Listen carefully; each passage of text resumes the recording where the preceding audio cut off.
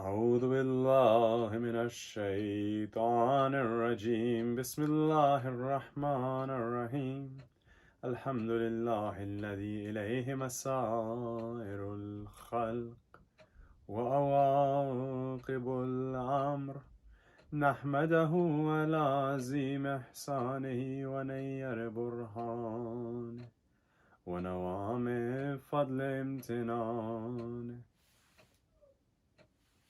حمدا يكون لحقه قضاء ولشكره أداء ولثوابه موجبا وإلى حسن مزيده مقربا الصلاة والسلام على سيد الأنبياء والمرسلين خاتم النبيين شفيع المذنبين راحة للعاشقين والمراد المشتاقين شمس العارفين والسراج السالقين نبيه مصباح والعلم صاحب الجود والكرم والله حافظه وجبرائيل خادمه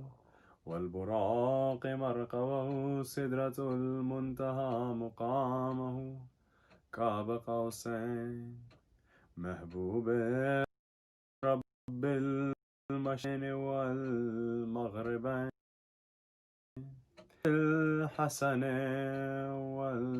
والحسين مولانا ومولاي الثقلين أبي القاسم محمد اللهم صل على محمد وعلى محمد وعجل فرجه ثم الصلاة والسلام على جميع أهل بيته الطيبين الطاهرين المعصومين المنتجبين المنتخبين المظلومين الذين أذهب الله عنهم الرجس وطهرهم تطهيرا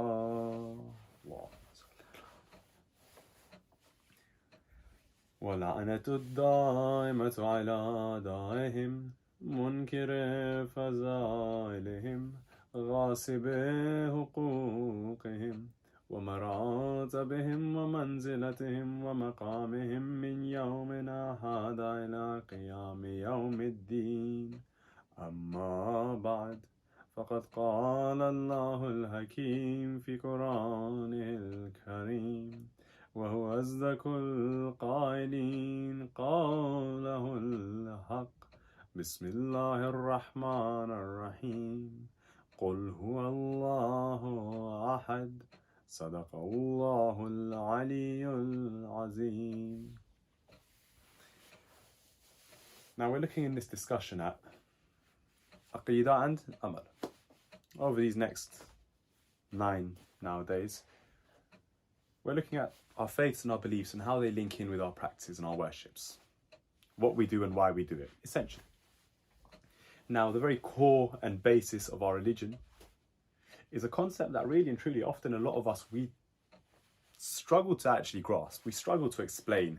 See, every person has their own reasoning and their own belief for why they believe Allah Azza wa Jal exists. But to really explain, if somebody was to come to ask you to prove God exists or to explain who God is, who is it you worship, it's quite difficult really. I mean, if they come to me and ask me about the prophets, then I can go on about the 124,000 prophets. They ask me about the Imams, I can go on about my 12 Imams. They ask me about Qiyamah, I can tell them about Qiyamah. They go, but Allah Azza wa Jal, to describe him, it's a lot more difficult. To explain to someone who my Lord is, who I believe in, who Allah is, that's a lot more difficult. That's bordering on the impossible. And it just so happens that somebody once came to the Prophet, peace be upon him. These were the non-Muslims of Makkah. According to some narrations they were Christians, according to some narrations they were Jews, but so they were non-Muslims. And they came to the Prophet And they asked him about the identity of Allah. Who is your Lord? We see this question's asked a lot of the Imams and the Prophets. So they come to Prophet Muhammad and they ask him, who is your Lord? Who's your Rabb? Who's your God? Who is this? Allah. So for 3 days, the Prophet doesn't respond. He didn't give them their answer for 3 whole days. After the 3rd day, Angel Jibreel comes down with what we now know as Surah Ikhlas. Bismillahir Rahmanir Rahim. Qul huwa Allahu ahad, Allahu samad, lam yalid wa lam yulad wa lam yakun lahu kufuwan ahad. Surah Ikhlas, also known as what? Surah Tawheed. So, when we look to understand, the faith part of our discussion, when we look at the very core pillar, the very first pillar of our belief, very first pillar being Tawheed, it's a lot easier to let Allah Azza wa Jal explain it himself rather than explain it from ourselves. And again, like I say all the time, like I say now, I'm not a scholar. I'm simply repeating the words of other scholars. Those more learned than me, those more knowledgeable than me. I'm just repeating what they've said. And even they have decided, what the best thing to do here is simply just refer back to Allah Azza wa Jalla, and you go right to the top and you see Prophet Muhammad himself, when asked about the identity of Allah Azza wa Jalla on this occasion, refers back to Allah subhanahu wa ta'ala. The narration is in Tafsir al-Mizan by Allah Muhammad Sayyid. You can go and look it up yourself. The Prophet himself chooses to wait, does not respond himself until this ayah comes down. And so in response to the question asked of the Prophet, who is your Lord? What is your God's identity? Who is he? What is he? Qul huwa Allahu ahad. Say, Allah is one. Say, He, Allah, is one. You pick up any translation of the Quran. When you look at the first ayah of Surah Tawheed, Surah Ikhlas, a surah that we read day in, day out, by the way. In our namaz, oftentimes, the second surah we choose, Surah Tawheed. Now, the problem is when we're looking at translations and tafsir, if I were to go through the translation, I could get through a lot of the Quran in the time we have. But when we're looking at tafsir, it's a lot more difficult because it's a lot more in depth. After all, I think we mentioned it yesterday, in fact. See, the Quran, within the Quran, it claims that it has everything within it. Knowledge of everything is within the Quran. Infinite knowledge within a finite book. There's only so many words, only so many letters. So we have to understand there's so much going on within the Quran. There's so many different depths and layers to it. Like a never-ending onion, you just keep peeling away, and you still get stuff coming out. So with the tafsir, as much as I would like to just complete this topic of Tawheed today and look at this, Surah Tawheed and finish it off today, I would love to, but unfortunately, just time permitting. When I say tafsir and tarjuma, translation and commentary are very different. I mean it in the sense that the translation is say, He, Allah, is one. But the tafsir, the understanding of it, we're only going to manage to get through the first ayah. It's one of the shorter surahs in the Quran. But we're only going to be able to get through the first ayah today, just because that is the depth within the Quran, the depth within the entirety of the Quran. We're just picking out one small point. And we're going to continue, inshallah, with the rest of the surah tomorrow and looking at, how it impacts our daily lives, how we actually, use it in our practices and what we do, not just, when we pray and when we fast, but, daily life, when we're out and about, going to work, going to school, what have you, all of that kind of stuff. We're going to look at how Tawheed affects that. But first, just look at a few benefits of this surah, because it's so small, it's so simple. And before I, get into the nitty-gritty of the tafsir, I just wanted to mention just one thing or in fact, we'll go with two. So the Prophet, he once asked, this is narrated in Shaykh Tabrasi's Majma' al-Bayan. He says, the Prophet was once asked, or he once asked his companions rather, which of you can recite 1/3 of the Quran in a single night? They all looked at him like, Ya Rasulullah, the Quran it's not a small book. There's a lot to it. How can we be expected to recite a third of the Quran in a single night? It's tough. So they asked him, how is it possible? How can we read a third of the Quran in one night? So Rasulullah replies, what? he says, recite Surah Tawheed, recite Surah Ikhlas. Reciting this one time is like reciting 1/3 of the Quran. That's the the benefit of this surah. That's the wealth within this surah. That's the power that it packs. And then in the same Majma' al-Bayan, Shaykh al-Warsi narrates that when somebody goes into their house, when you're entering your home, if you recite this surah, if you recite Surah Ikhlas as you enter, it removes poverty from that home. It brings sustenance, brings wealth, and removes poverty from that home. So just a little something for you, a little dua almost in the form of a surah. As you enter your home, recite Surah Ikhlas for for barakah and sustenance in that house. So now the tafsir, and a very interesting one as well. I said again, it strikes me a lot, because if you look at the translation, every single translation will tell you the same thing. Bismillahir Rahmanir Rahim. Qul huwa Allahu ahad. Say, He, Allah, is one. But when you look at the commentary to unpack that, there's so much to it. So let's get right into it.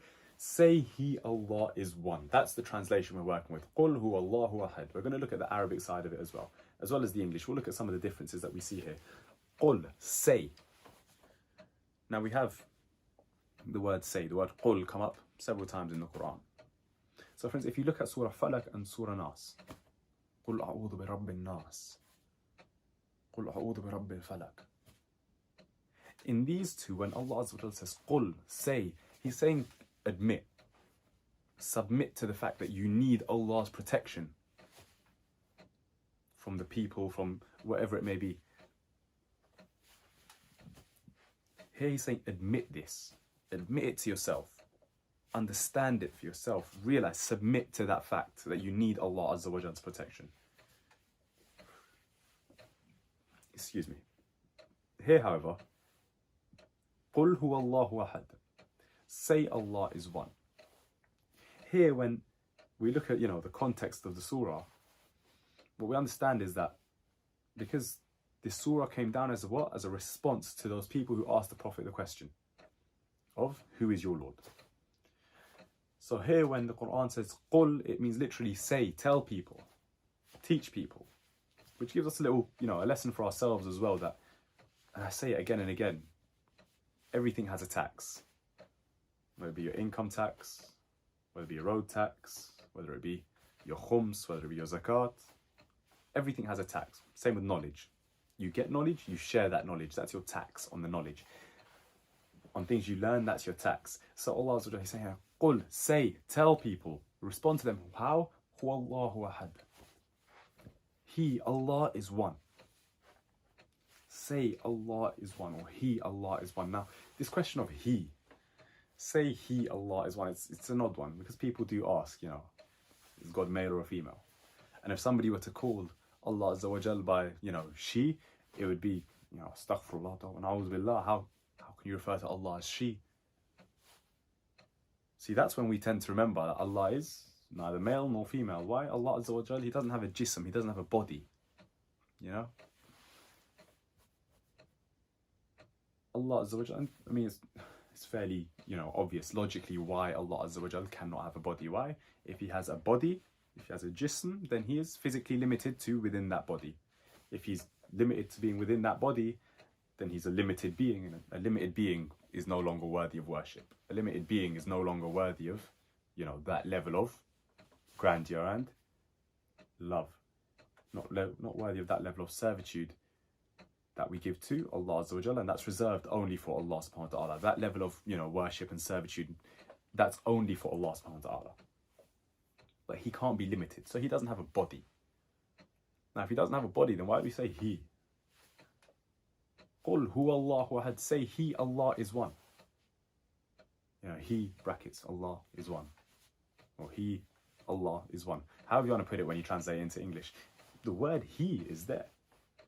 Why? What's the point? Why He? Why not she? See, there's a small distinction in the Arabic language here that we seem to forget. See, in the Arabic language, when you look at huwa, it's used for masculine terms. And here, it's used for feminine terms.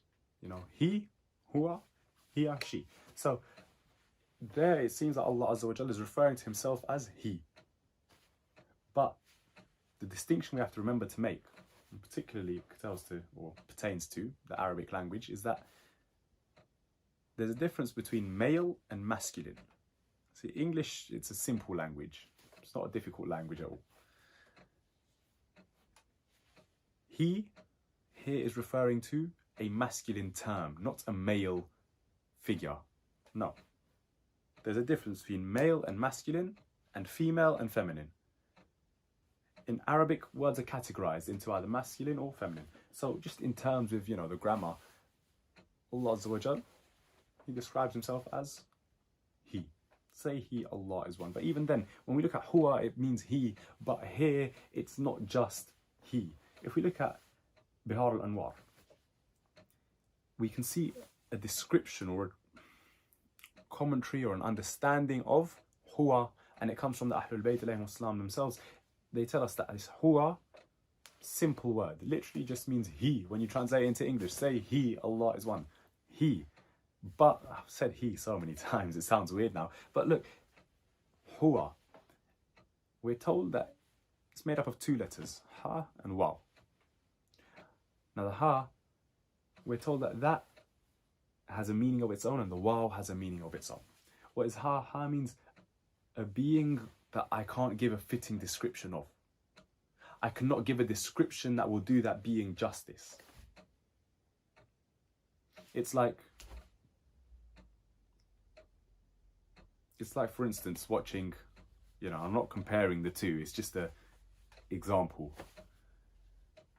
It's like watching Jack Wilshere's goal versus Norwich, the very famous one they scored for Arsenal. One of the most beautiful team goals ever scored. Watching it and going, yeah, it was nice. Nice doesn't do it justice. That was amazing. That was stunning. That was wow. Nice doesn't do it justice. It's saying that this being that I'm talking about, I can't give a fitting description of it. I can try my best. I can tell you Allah Azza wa Jal, He is Ar-Rahman, Ar-Rahim, He is Kareem, I can tell you all these different names and attributes of Allah Azza wa Jal, but it's still not a fitting description. It doesn't do Him justice. It does not wholly encompass Allah Azza wa Jal. That's just the ha. Hu. Qul huwa Allahu ahad. It's just the ha. And the waw, huwa Allahu ahad. The waw, that means that my senses cannot perceive Him fully. I know it's quite odd what I'm saying here, these two letters having such, in-depth meanings, but these are meanings we're told that they have. And tomorrow, inshallah, when we look at the next ayah, Allahu Samad, we're going to look at how different letters have different meanings as well. And we see a beautiful description of that ayah, in fact. But, we'll wait for that when it comes. So the hu means I cannot give a fitting description, and the waw is talking about the fact that my own senses cannot fully perceive Him. My senses, my eyes, my ears, my mouth, my nose, they can't fully understand or perceive Him. I can't grasp Allah Azza wa Jal from what's around me. No, instead what I can see are His signs. Instead what I can see are His asarat on this world. For instance, if I'm walking in the desert and I see, I see a camel's footprints or hoof prints, I don't know what you call them, but if I see a camel's footprints in the sand as they trod along, I can see the footprints, but I can't see the camel. Okay, now I know a camel's been past here at some point, Why? Because I can see the signs of the camel. I can see the signs it's left. I can see what was, I can see what it's done around me. The footprints are there. The camel might not be, but I'm not going to doubt that the camel's been there because I can see the footprints. I don't need to see the camel itself. I can see the sign. Here, we see the signs of Allah Azza wa Jal all around us. The trees and the skies and the mountains, and those are massive. Just go look small. You cut your hand, look at the way your body heals itself. These are all the signs of Allah Azza wa Jal around us, but our senses, we can't perceive Him Himself. We can't perceive Allah Azza wa Jal as an entity that He is. However, whatever form He may take or not take, we can't perceive Allah Azza wa Jal. And when we look at the tafsir of this ayah, we're only about 2 words in. قُلْ هُوَ اللَّهُ أَحَدٌ. Who? I cannot give him a fitting description. Wow. My senses cannot perceive him fully. قُلْ هُوَ اللَّهُ أَحَدٌ. And this huwa, we're not done with it yet, unfortunately. Well, fortunately, rather. There's a narration in Bihar al-Anwar of Imam Ali alayhi salam, the night before the battle of Badr. He's gone to sleep, and in his sleep he sees a dream. In this dream he sees Nabi Khidr, Prophet Khidr. Imam Ali alayhi salam, he asks the Prophet, he says to Prophet Khidr, he says, Ya Rasulullah, Ya Nabi Allah, give me a supplication or tell me something that will help me defeat the enemies out on the battlefield tomorrow. The night before the battle of Badr, Imam Ali sees this dream. Tell me something that will help me defeat the enemies tomorrow. So what does Nabi Khidr say? He gives him a small dua to recite. What is that dua? He says, Bismillah ar-Rahman ar-Rahim. Ya Hu. Ya Hu. Ya man la huwa illahu. When Imam Ali alayhi salam then wakes up afterwards, he goes to the Holy Prophet Muhammad sallallahu alayhi wa sallam, and he asks him, he relays the dream to him, and the Prophet says to Imam Ali, he says, Ali, repeat this again and again. Why? Because you have been given the greatest name of Allah Azza wa Jal, or it contains the greatest name of Allah Azza wa Jal. What name of Allah did it contain? Let's look at the dua one more time. Ya Hu. Ya man la huwa illahu. Ya Hu. Hu. Rasulullah says is the greatest name of Allah Azza wa Jal. Ya Hu. If I look at Arabic, that just means oh he. Oh he. Ya Hu. But Hu, as we look at earlier, as we've just seen, it does not simply mean Yahu. The ha, I cannot give a fitting description of Allah Azza wa Jal. Yahu. Ya man la huwa illahu. Oh he who there is none like. So we start to see the depth of the Quran here, but we start to see the depth of Allah Azza wa Jal's complexity. How difficult it is for us to understand Allah Azza wa Jal. We start to see, the layers of depth of Allah subhanahu wa ta'ala. We spoke about the layers of depth of the Quran. We're seeing that here, but here we're also seeing the layers of the depth of the complexity of Allah Azza wa Jal. Yahu. Oh, he who I cannot give a fitting description of. The one who I cannot describe properly. Cannot do justice to in description. Certainly not in English and not in any other language either, but English, I say, it's a very limited language. And then we move forward, and I'm just keeping an eye on time. So we've done Qul huwa. Well, that's what we've done so far. Qul huwa. Say he. Now we move on to Allah. Qul huwa Allahu ahad. Say he, Allah. Moving on to the third word here. Can you believe we've been going for almost 20 minutes now and we're only 3 words in? Allah. The name Allah. We've just said who is the greatest name of Allah Azza wa Jalla according to the Prophet as narrated in Bihar al-Anwar. Now we see Allah Azza wa Jal in the name that we give for him, Allah. And one interesting thing about the name of Allah Azza wa Jal is that the name Allah, out of all the Asma al-Husna, the name Allah is the one that is reserved only and only for Allah Azza wa Jal. Now we have Abdullah, we have people called Abdullah, we have Najibullah, we have different names that, have Allah within them, but purely Allah, that is reserved for Allah Azza wa Jal. See, you have people called Rahman. You'll see that. You'll see other people with the names of Allah Azza wa Jal as their own names. But this name, Allah, it's reserved purely for Allah subhanahu wa ta'ala. when the name is simply Allah. People cannot be named Allah. No, you won't find it. It doesn't happen.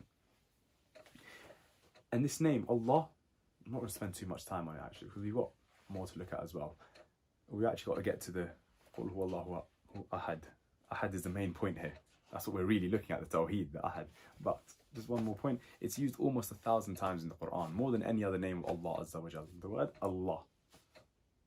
And when you think about it, as the Quran is Allah Azza wa Jal speaking about himself, speaking about the world, speaking about, you know. When you think about it as Allah Azza wa Jal himself is speaking, he refers to himself in the third person so much that Allah comes up almost 1,000 times. Almost 1,000 times in the Quran. But khair, we don't have a lot of time. I want to move forward. Qul huwallahu ahad. Ahad comes from the word wahid in Arabic. Wahid in Arabic is simply number one. You know, it's a number. Wahid, ithnan, thalatha, arba'a, khamsa. 1, 2, 3, 4, 5. 1, 2, 3, 4, 5. We got, so, you know, one. Qul huwallahu ahad. How much can there really be packed into this word one? How much can really be derived or taken away from this word one? See, it's quite interesting because when that question was asked of Imam Ali alayhi salam in the Battle of Jamal. Now imagine the Battle of Jamal, they're in the middle of a battle, and someone comes forward, he goes, "Where's Ali?" Everyone goes, "What do you want with Ali right now? We're in the middle of a war, we're in the middle of a battle." He says, "No, I want to ask Ali if he believes that Allah Azza wa Jal is Ahad, if he is one."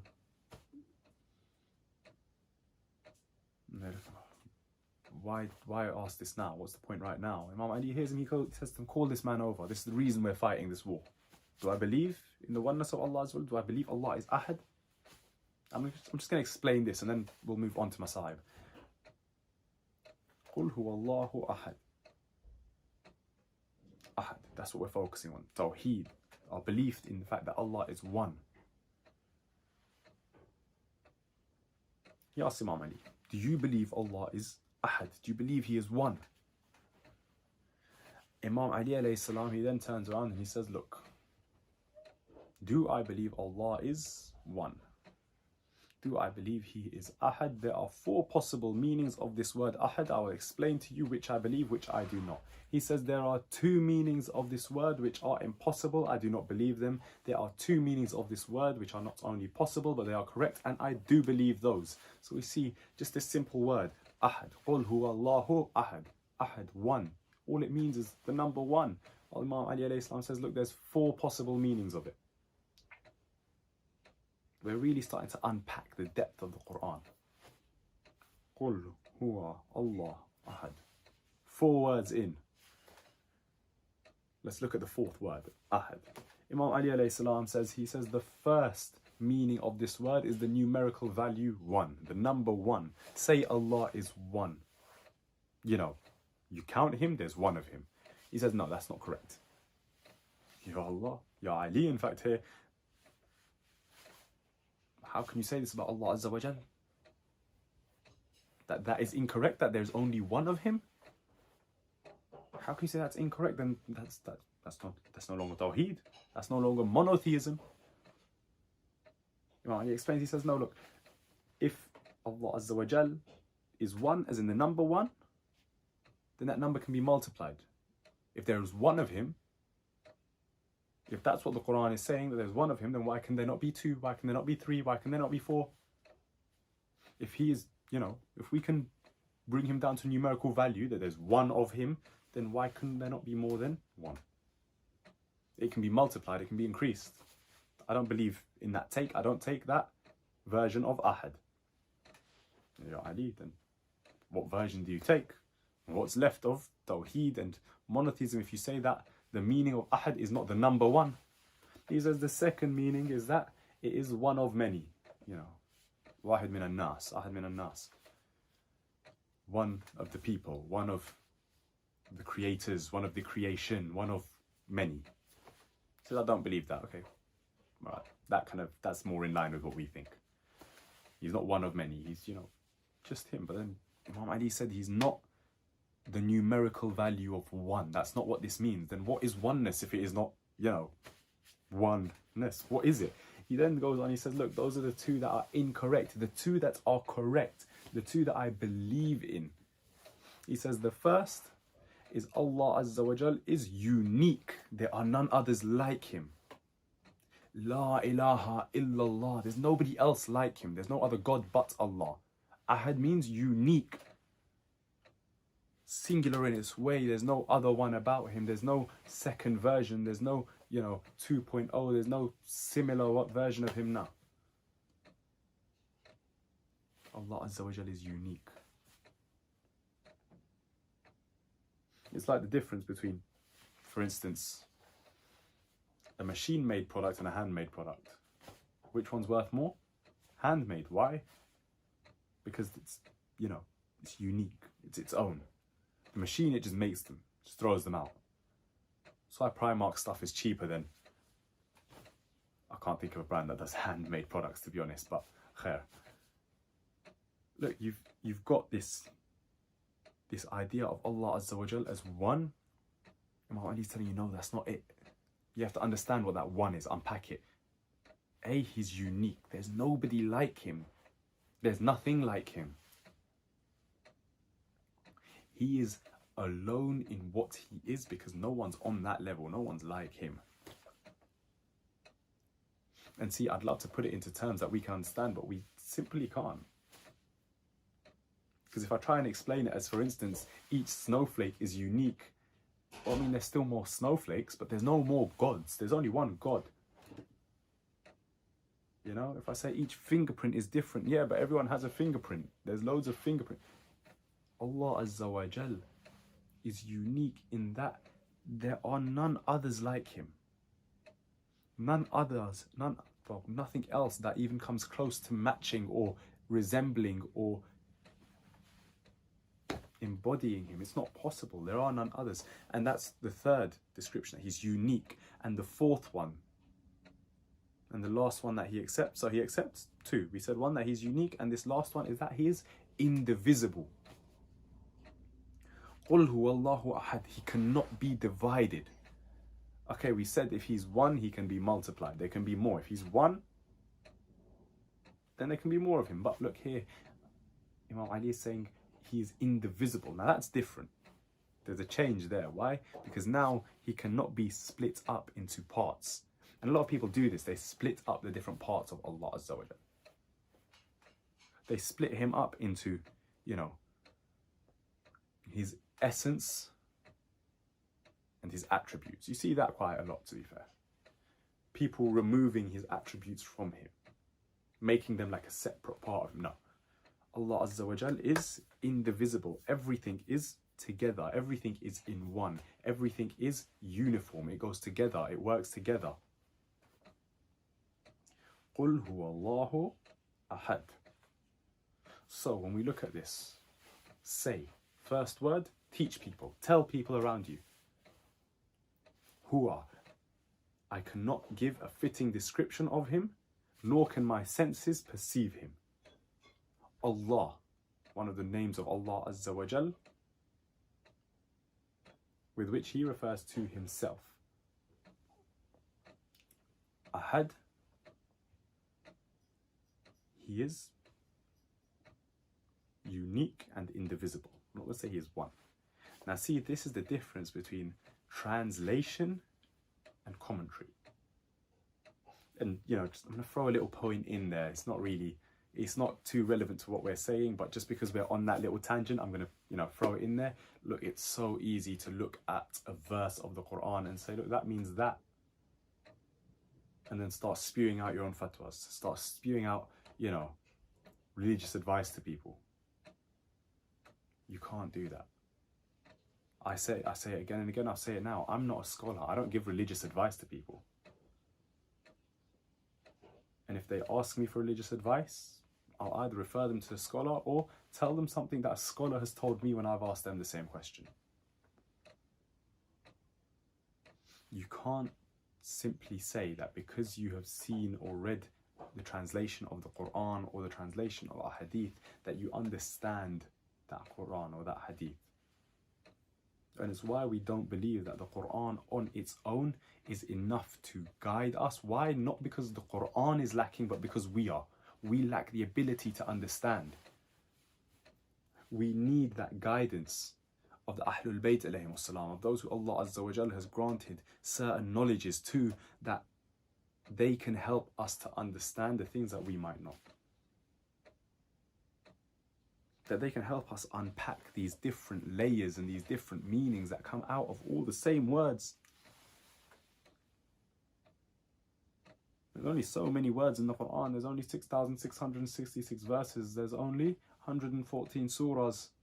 But it has infinite knowledge in there. Yet me and you claim we understand it all. No, Baba, it's not that simple. Not at all. So you know what? Next time you see someone arguing on Twitter, next time you see someone make a point, next time you see someone say something that you think that might not be quite right, before you go out and tweet it, before you go out and post it, before you go and slap it on your story with your, you know, your understanding and your definition and your interpretation and tafsir of the Quran that you've done yourself purely out of, you know, I've read this and this is what it means. Before you do that, speak to a scholar. Ask them if that's really the meaning. Ask them what our actual traditions tell us the meaning of that ayah are. Ask them what the most senior scholars have said about the ahadith that you're quoting. Just try and understand what it is that you're putting out there when you put out an opinion on a verse of the Quran. Like I said, everything I've said today, I've referenced it back pretty much either Majma' al-Bayan or Bihar al-Anwar. Those are the two books that were mainly used for today's research. These are books by some of the top scholars in the world. In history rather, not anymore. But in history, some of the top scholars. We refer back to them. Why? Because we are not at that level to understand it ourselves. And if you are at that level, then this doesn't apply to you, and I apologize to you. And if you are at that level, then please, and you're watching this, then let me know. I'll be very happy to hear that somebody who understands the truth of the Quran, who understands the truth of the Ahadith, without having to take the guidance of others, is listening to these lectures. That would be amazing, wouldn't it? But take a moment before you throw your opinions on the Quran and the Ahadith out there, because with all due respect, it's an opinion. It's what you think it means. But what is it based on? Is it based on evidence and understanding and knowledge and research, or is it based on what you read in the translation and what you thought it to mean? Is it based on, you know, the years of research that scholars do? Or is it based on you reading an English version of the Quran that you have at home and deciding that this is what you think it means? Now, I understand the Quran, it has a different meaning for each person who reads it. They take something different from it. But we got to remember that when we then put out our own opinions as fact as well.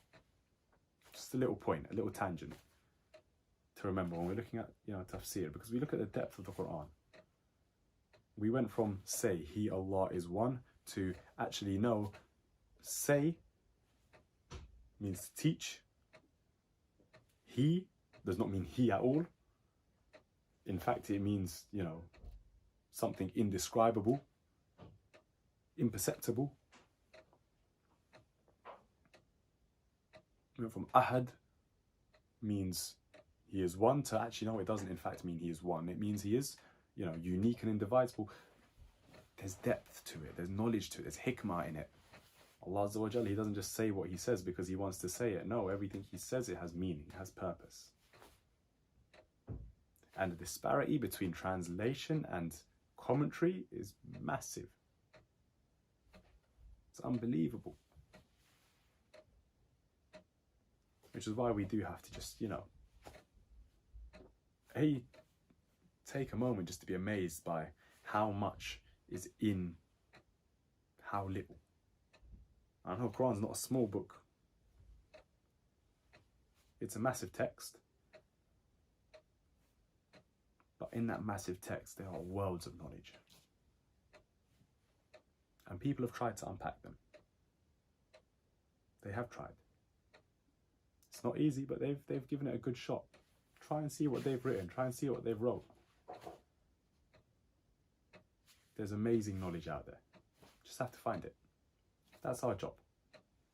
That's what we do. Inshallah, tomorrow we're going to look at the rest of this surah, the rest of Surah Tawheed. Just with an eye on time, because I don't want to go over an hour, as usual. I don't think we will today, inshallah, but I want to keep it within, within limits. So I'm going to wrap it up here. Inshallah, tomorrow we'll look at the rest of the ayahs of Surah Tawheed. And then we're going to look at, how does that actually affect our practices, what we do, our daily life. We're going to look at where that all comes in. Because the Quran's not just something to read, it's something to, practice, implement. So we will be having a look at that tomorrow, inshallah.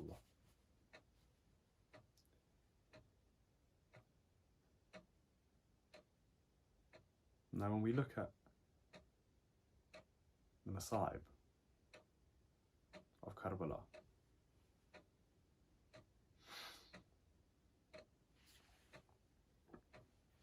and then we look at the 10th of Muharram, when Imam Hussain alayhi salam comes into the tent of Mawla Sajjad to bid his final farewells to his son. And without going into depth as to what happens in those few moments, just a few things to note, just something to pay attention to. There comes a point where Imam Zayn al-Abidin, with the help of his stick in one hand and his sword in the other, he starts to make his way slowly towards the entrance of the tent as Imam Hussain has come to say goodbye to him. Mawla Hussain, he asks Sajjad, Sajjad, where are you going? Imam Zayn al-Abidin, he turns around to his father and he says to him, oh father, when Abbas has been killed, when my brother Akbar has been killed, when Qasim and Aun and Muhammad are gone, when Hurr and Habib and John have given their lives, then why should Sajjad stay alive? Why should I stay alive? At that point, what does Imam Hussain say? He says, Sajjad, Sajjad, today is the day of my sacrifice. From today onwards it will be your sacrifice, but it is not in the battlefield of Karbala. Imam Hussain, he says to Imam Zayn al-Abidin, Sajjad, your sacrifice is much greater than my sacrifice. The sacrifice you have to give is much greater than what I have to give. Imam Zayn al-Abidin, he says to his father, but father, in one day you have seen all these bodies. My father, in one day you have lost all those you have loved. You have lost Qasim and Aun and Muhammad Abbas, and you have lost Akbar. How can my jihad possibly be more difficult than yours? How can my jihad possibly be greater than yours? Imam Hussain, he looks at Sajjad, he says, Sajjad, my jihad, it is over on this one day of Ashura, but your jihad is for years to come. Why? Mawla Hussain, today, on that day of Ashura, you will leave the world having seen what you have seen, but Mawla Sajjad, when he is paraded through the city of Kufa, when he is paraded through the streets of Sham, Mawla Sajjad has to remember the image of Zainab upon the back of the camels, with her chadar stolen from her. But there is one person who could not bear to see this. See, atop the heads, atop the spears were all the heads. One head in particular, the head of Imam Hussain alayhi salam, was constantly reciting Quran. There's an ayah that he recites again and again. وَسَيَعْلَمُ الَّذِينَ ظلموا أي منقلب ينقلبون. And the oppressors will soon see what will come of their oppression. They will soon see the result of their oppression. But why? Why does Imam Hussain alayhi salam recite Quran and up upon the spears? The head of Hussain reciting Quran. Why? It is too late now to save the lives of the Ahlul Bayt. Why now does he recite Quran atop the spears? Mawla Hussein's head was right at the front. Mawla Hussein's head would recite the Quran so that the people in their wonder, in their amazement at this head reciting Quran would not look towards Zainab, would not look towards Kulsum. These are the daughters of Ali. Even in Ali's lifetime, in the daytime, they would not leave the house, and if they left the house, it would be under the shadow of nights, and even then in full hijab, so no one could see them. Even in the house, there is one person who did not ever look at Zainab and Kulthum in the eyes unless it was demanded of him by Zainab herself. Yes, on the day of 11th Muharram, when they are starting to mount their heads on the spears, getting ready to take the women and children through Kufa and Sham, there is one head. Every time they try and raise it up on the spear, the head falls to the ground. Again and again they try. Umar ibn Sa'ad becomes impatient. He wants to take the prisoners away. He wants to collect his reward from Yazid and Ibn Ziyad. He says, fine, do not put this head on the spear if it will not go up on the spear.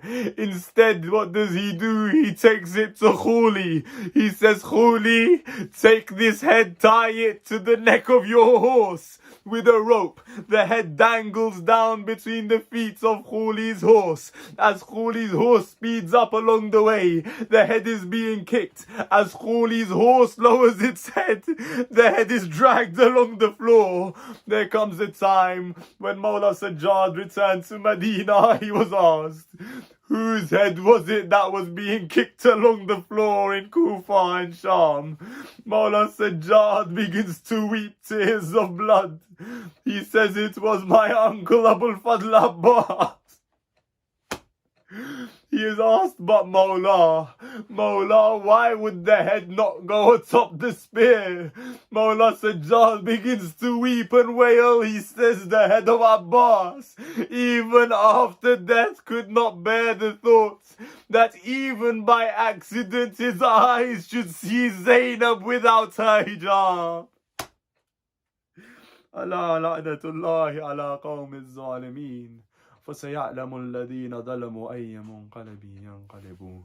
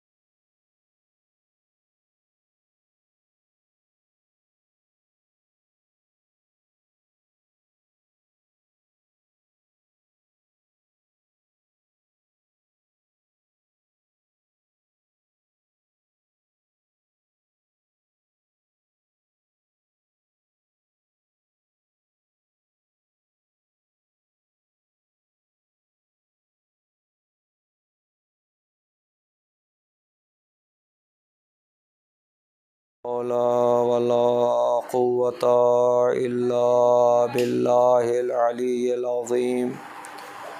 أعوذ بالله من الشيطان اللعين الرجيم. بسم الله الرحمن الرحيم. الحمد لله الذي لا يبلغ مدحته القائلون ولا يحصي نعماءه العادون ولا يؤدي حقه المجتهدون. الذي لا يدركه بعد الهمم ولا يناله غوص الفتن. الذي ليس لصفته حد محدود ولا نعت موجود ولا وقت معدود ولا أجل ممدود.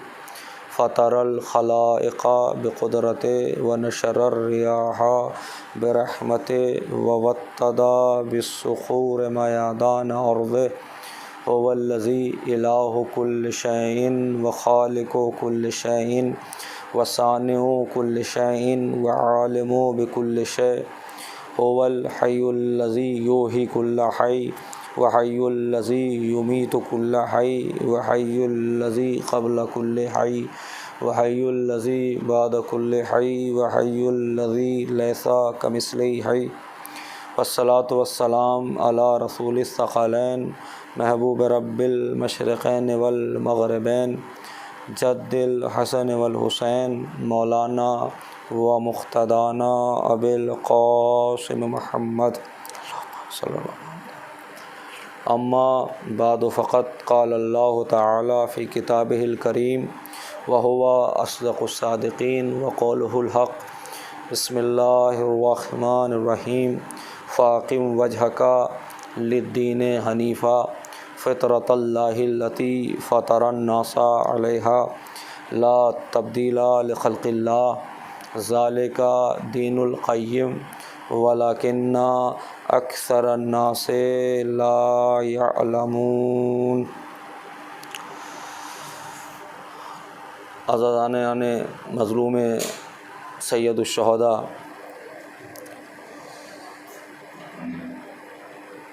عقیدہ اور عمل کے عنوان سے جس عشرہ اربعین کا آغاز کیا تھا، آج ہم اس کے دوسرے مرحلے میں داخل ہو رہے ہیں.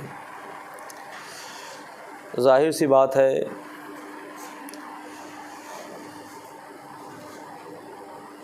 سورہ روم جو قرآن مجید کی 30واں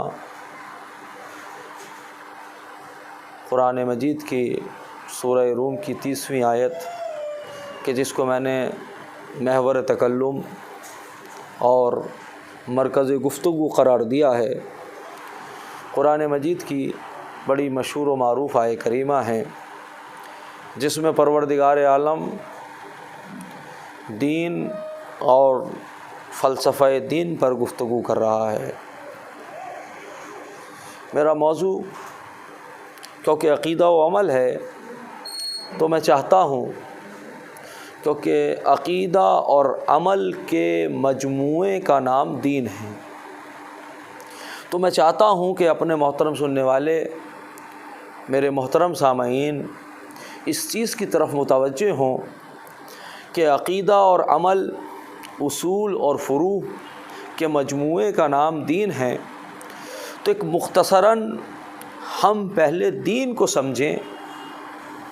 آج کی اس گفتگو میں میں چاہتا ہوں کہ ہم کچھ اصطلاحات کو، کچھ دین کے مفاہیم کو درک کر سکیں تاکہ اس کے نتیجے میں ہمیں عقیدہ اور عمل میں صحیح سے امتیاز اور صحیح سے فرق اور صحیح سے ہم اس پر گفتگو کر سکیں. عزیزان گرامی، قرآن ارشاد فرما رہا ہے، میں آج کی حد تک ترجمہ کرنا چاہتا ہوں، فاقم وجہک للدین حنیفا.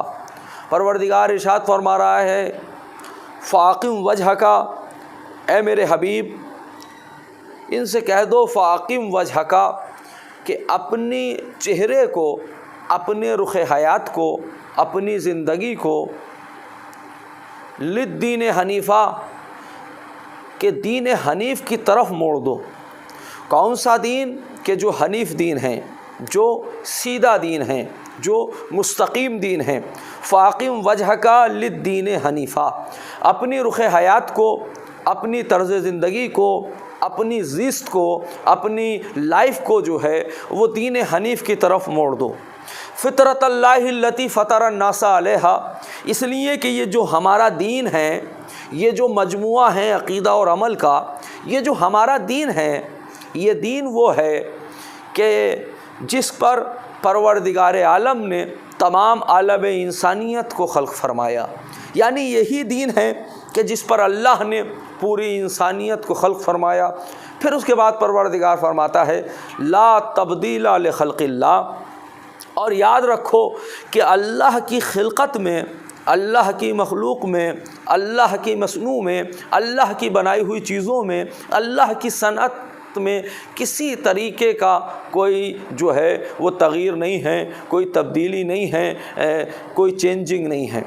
ذالک دین القیم، اور یہ جو اللہ کا دین ہے یہ صرف سیدھا ہی دین نہیں ہے، یہ مستقیم ہی دین نہیں ہے. ذالک دین القیم، بلکہ یہ اللہ کا دین جو ہے وہ مضبوط دین ہے، یہ طاقتور دین ہے، یہ اسٹرانگ ہے، یہ جو ہے وہ مضبوط دین ہے. اس میں کسی طرح کی کوئی کمزوری نہیں پائی جاتی. وَلَكِنَّ أَكْثَرَ النَّاسِ لَا يَعْلَمُونَ، پھر قرآن کی آیت سورہ روم کی 30ویں آیت کے آخری فقرے میں یہاں پر آیت تمام ہوتی ہے وَلَكِنَّ أَكْثَرَ النَّاسِ لَا يَعْلَمُونَ.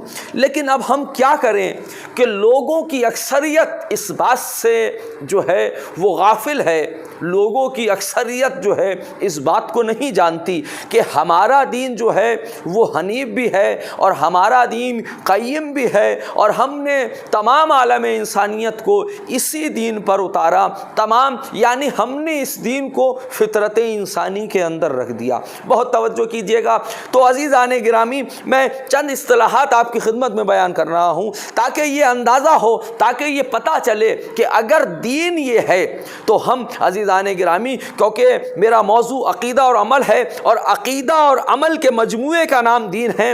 عمل اور عقیدے کے، نظریات کے اور جو ہے وہ عمل کے جو ہے وہ مجموعے کا نام دین ہیں. تو ہمیں سمجھنا ہوگا کہ کچھ اصطلاحات ہیں. عزیزو، ایک اصطلاحات اگر ہم لغت کے اعتبار سے دیکھیں، بہت توجہ کیجئے گا. دیکھیے، ایک شریعت، ایک لفظ شریعت بولا جاتا ہے، اور دوسرا لفظ جو ہے وہ دین بولا جاتا ہے، اور تیسرا لفظ جو ہے وہ اسلام بولا جاتا ہے. میں چاہتا ہوں کہ میرا محترم سننے والا مجمع، میرے محترم سامعین اس چیز کو محسوس کریں کہ شریعت کیا چیز ہوتی ہے اور دین کیا چیز ہے، اور اس کے ساتھ ساتھ اسلام کیا چیز ہے، تاکہ ہم سمجھ سکیں. اس کے بعد میں اپنی گفتگو کا آغاز کروں گا. لیکن عزیزو، سب سے پہلی چیز جو ہے، اگر ہم دین کی بات کریں، بہت توجہ کیجیے گا، دین تو دین کے اگر لغت کے اعتبار سے دیکھیں کہ ڈکشنری میں دین کے کیا معنی ہیں، تو اس کے دو معنی جو ہیں وہ دین کے حوالے سے سامنے آتے ہیں. پہلے معنی جو ہیں دین کے التزام کے ہیں،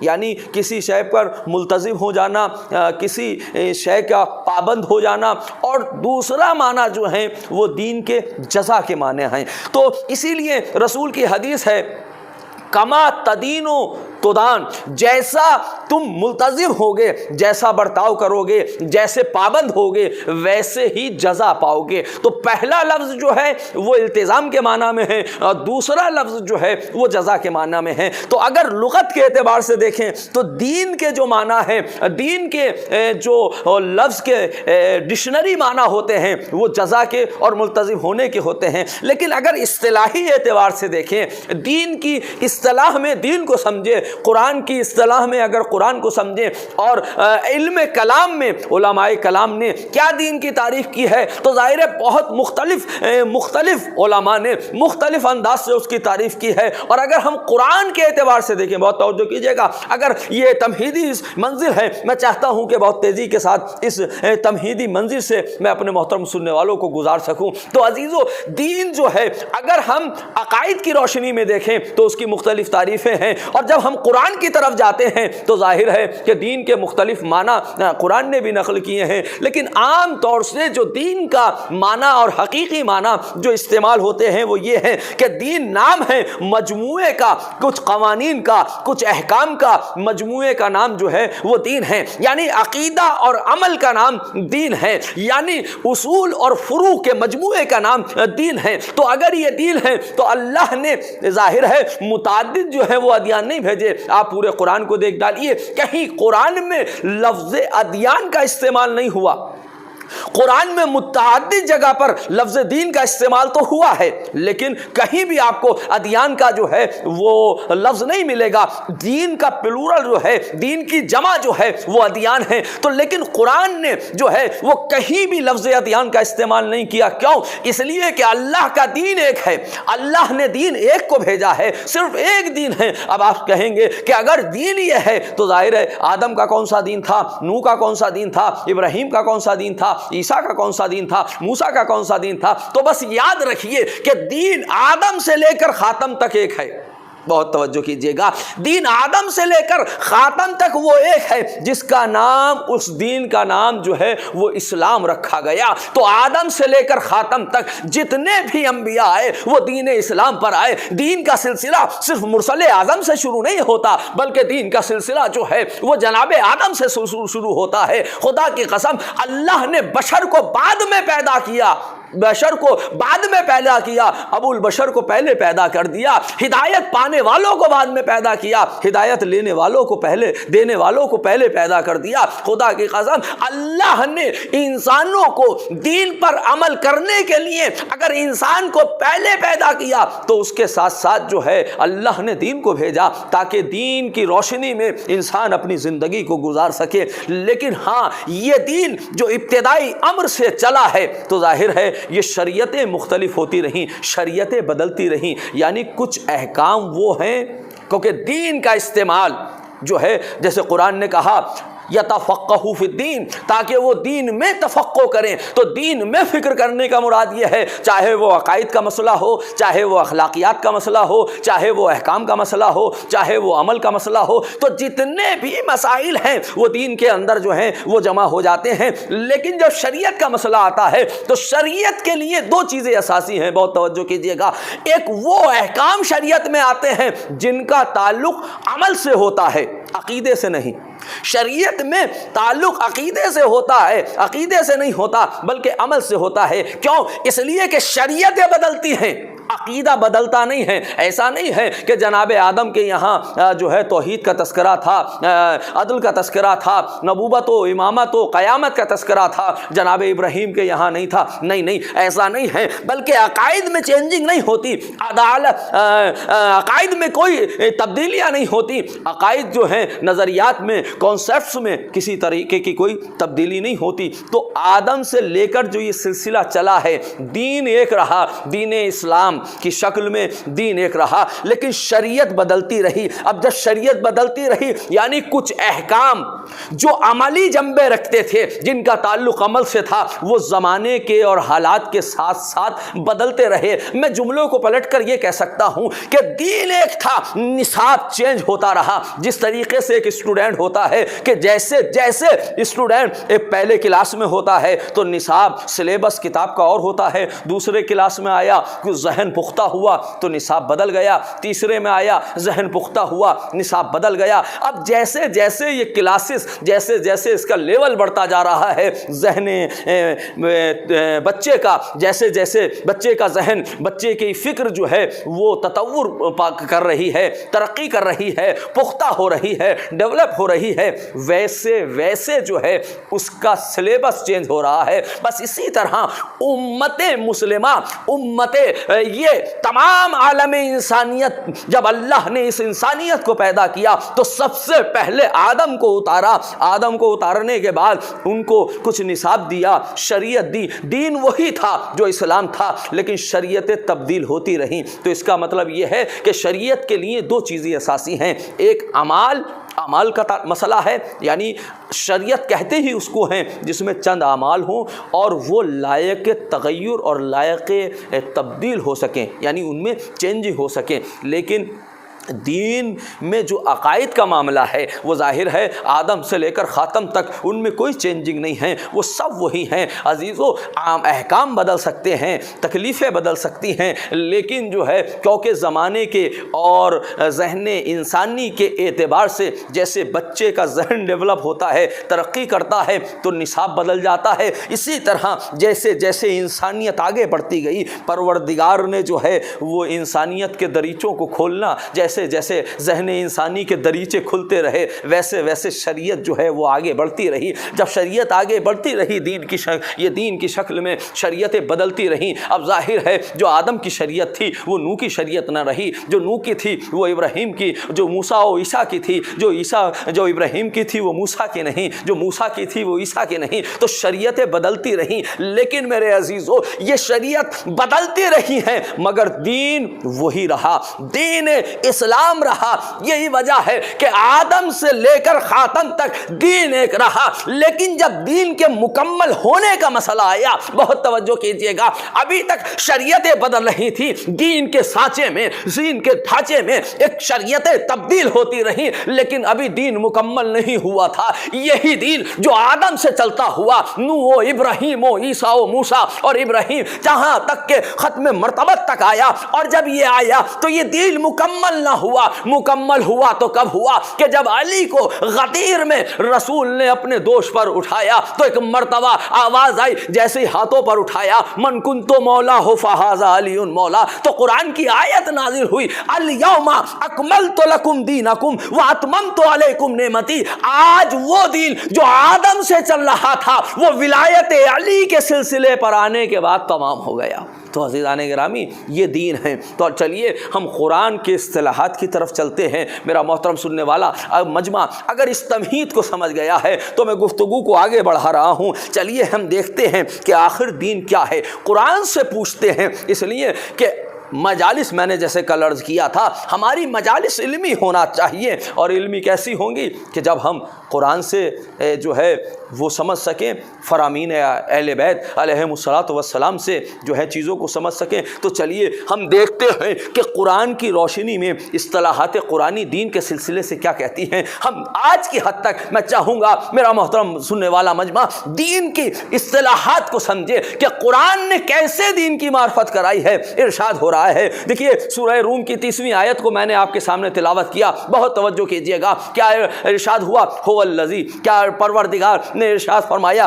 دو لفظ دین کے حوالے سے جو ہے پروردگار نے استعمال کی۔ سورہ روم جس کو میں نے مرکز تکلم اور محور تکلم قرار دیا، قرآن مجید کی آیت فاقم وجہک للدین حنیفا فطرۃ اللہ التی فطر الناس علیہا لا تبدیل لخلق اللہ ذالک دین القیم ولکن اکثر الناس لا یعلمون۔ تو دین کے حوالے سے دو لفظ اللہ نے استعمال کی ہیں، بہت توجہ کیجئے گا۔ پہلی لفظ یہ ہے فاقم وجہک للدین حنیفا، یہ ہمارا دین دین حنیف ہے، یعنی سیدھا دین ہے، یعنی مستقیم دین ہے، یعنی جس میں کوئی کجروی نہ ہو، جس میں کوئی ٹیڑھا پن نہ ہو۔ اور پھر اس کے بعد آگے ارشاد ہوا ذالک دین القیم، اللہ کا دین صرف سیدھا اور مستقیم ہی نہیں ہے بلکہ اللہ کا دین مضبوط ہے، اللہ کا دین اسٹرانگ ہے، اللہ کا دین جو ہے قوی ہے، اللہ کے دین میں کمزوری نہیں ہے، اللہ کا دین جو ہے وہ کمزور نہیں ہے، اللہ کا دین جو ہے وہ ضعیف نہیں ہے، اس میں کوئی ویکنیس نہیں ہوتی۔ تو اللہ کا دین جو ہے وہ مضبوط دین ہے۔ اور پھر اس کے بعد پروردگار عالم، چلیے قرآن کی طرف چلتے ہیں۔ سورہ بقرہ میں پھر ارشاد ہوا، سورہ بقرہ 143ویں آیت میں ارشاد ہو رہا ہے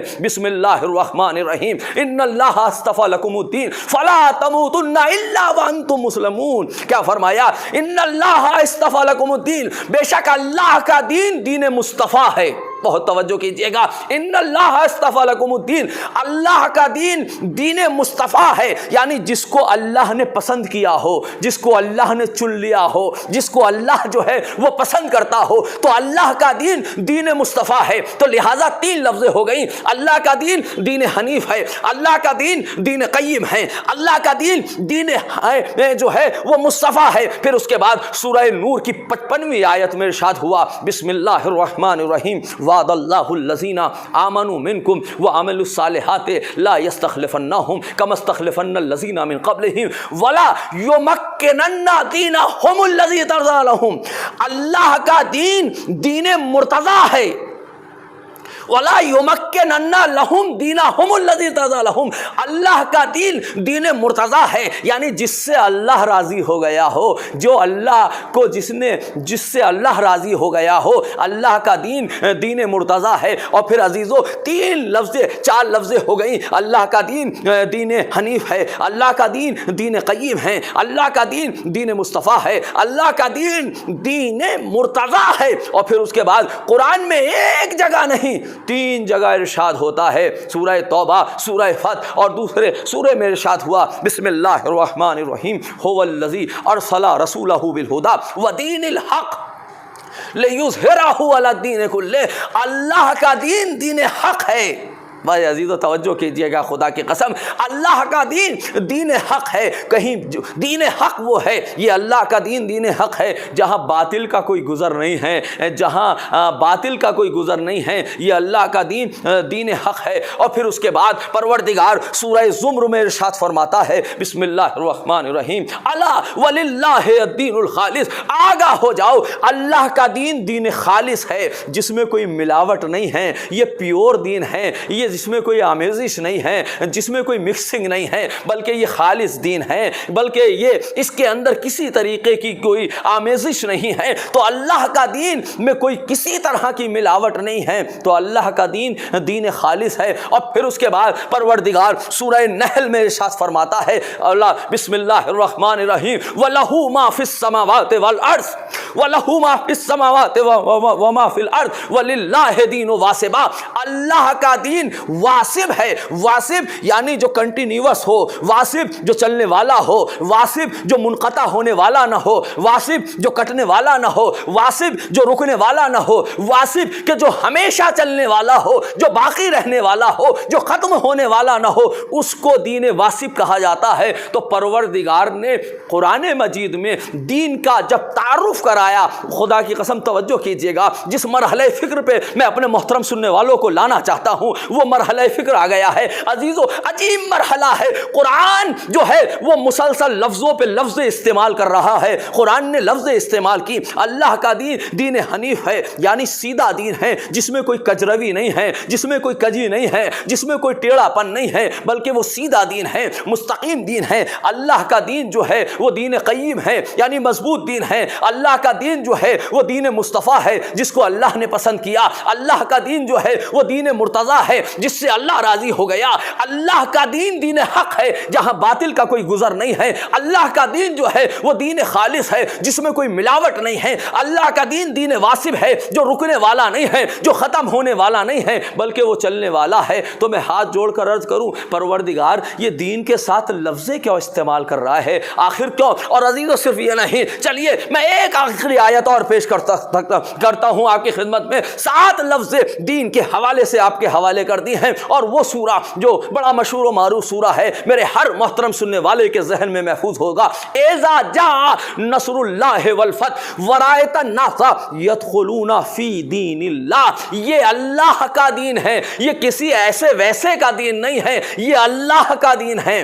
توجہ کیجئے گا، یہ دین اسلام اللہ ہی کا دین ہے، یہ لوگوں کے بنایا ہوا دین نہیں ہے، بلکہ یہ اللہ کا دین ہے۔ تو 8 لفظ دین کے حوالے سے پروردگار نے استعمال کی۔ میں ہاتھوں کو جوڑ کر عرض کروں، اے میرے معبود، اے میرے پروردگار، جب تو نے جو ہے وہ دین کا تعارف کرایا تو دین کے ساتھ لفظیں کیوں استعمال کر رہا ہے، یہ اتنے ورڈز کیوں استعمال کر رہا ہے؟ یہ صفت کے طور پر کہ ہمارا دین جو ہے قیم ہے، ہمارا دین حنیف ہے، ہمارا دین حق ہے، ہمارا دین جو ہے خالص ہے، ہمارا دین واسب ہے، ہمارا دین مصطفیٰ ہے، ہمارا دین مرتضیٰ ہے، ہمارا دین جو ہے یہ اللہ کا دین ہے۔ پروردگار یہ دین کے ساتھ لفظیں کیوں استعمال کر رہا ہے؟ کہہ دے کہ میں اللہ یہ ہو کر یہ میں دین بھیج رہا ہوں، اس پر تم عمل کرنا۔ اس پہ یہ 2 حصوں میں منتشر ہوتا ہے، ایک حصہ عقیدہ ہے، دوسرا عمل ہے، اس پر تم عمل کرنا۔ پروردگار یہ لفظیں کیوں استعمال کر رہا ہے؟ خدا کی قسم توجہ کیجئے گا، ذہنوں میں آپ کے ہو سکتا ہے جواب موجود ہو، لیکن میں اس جواب کو بیدار کرنا چاہتا ہوں۔ تو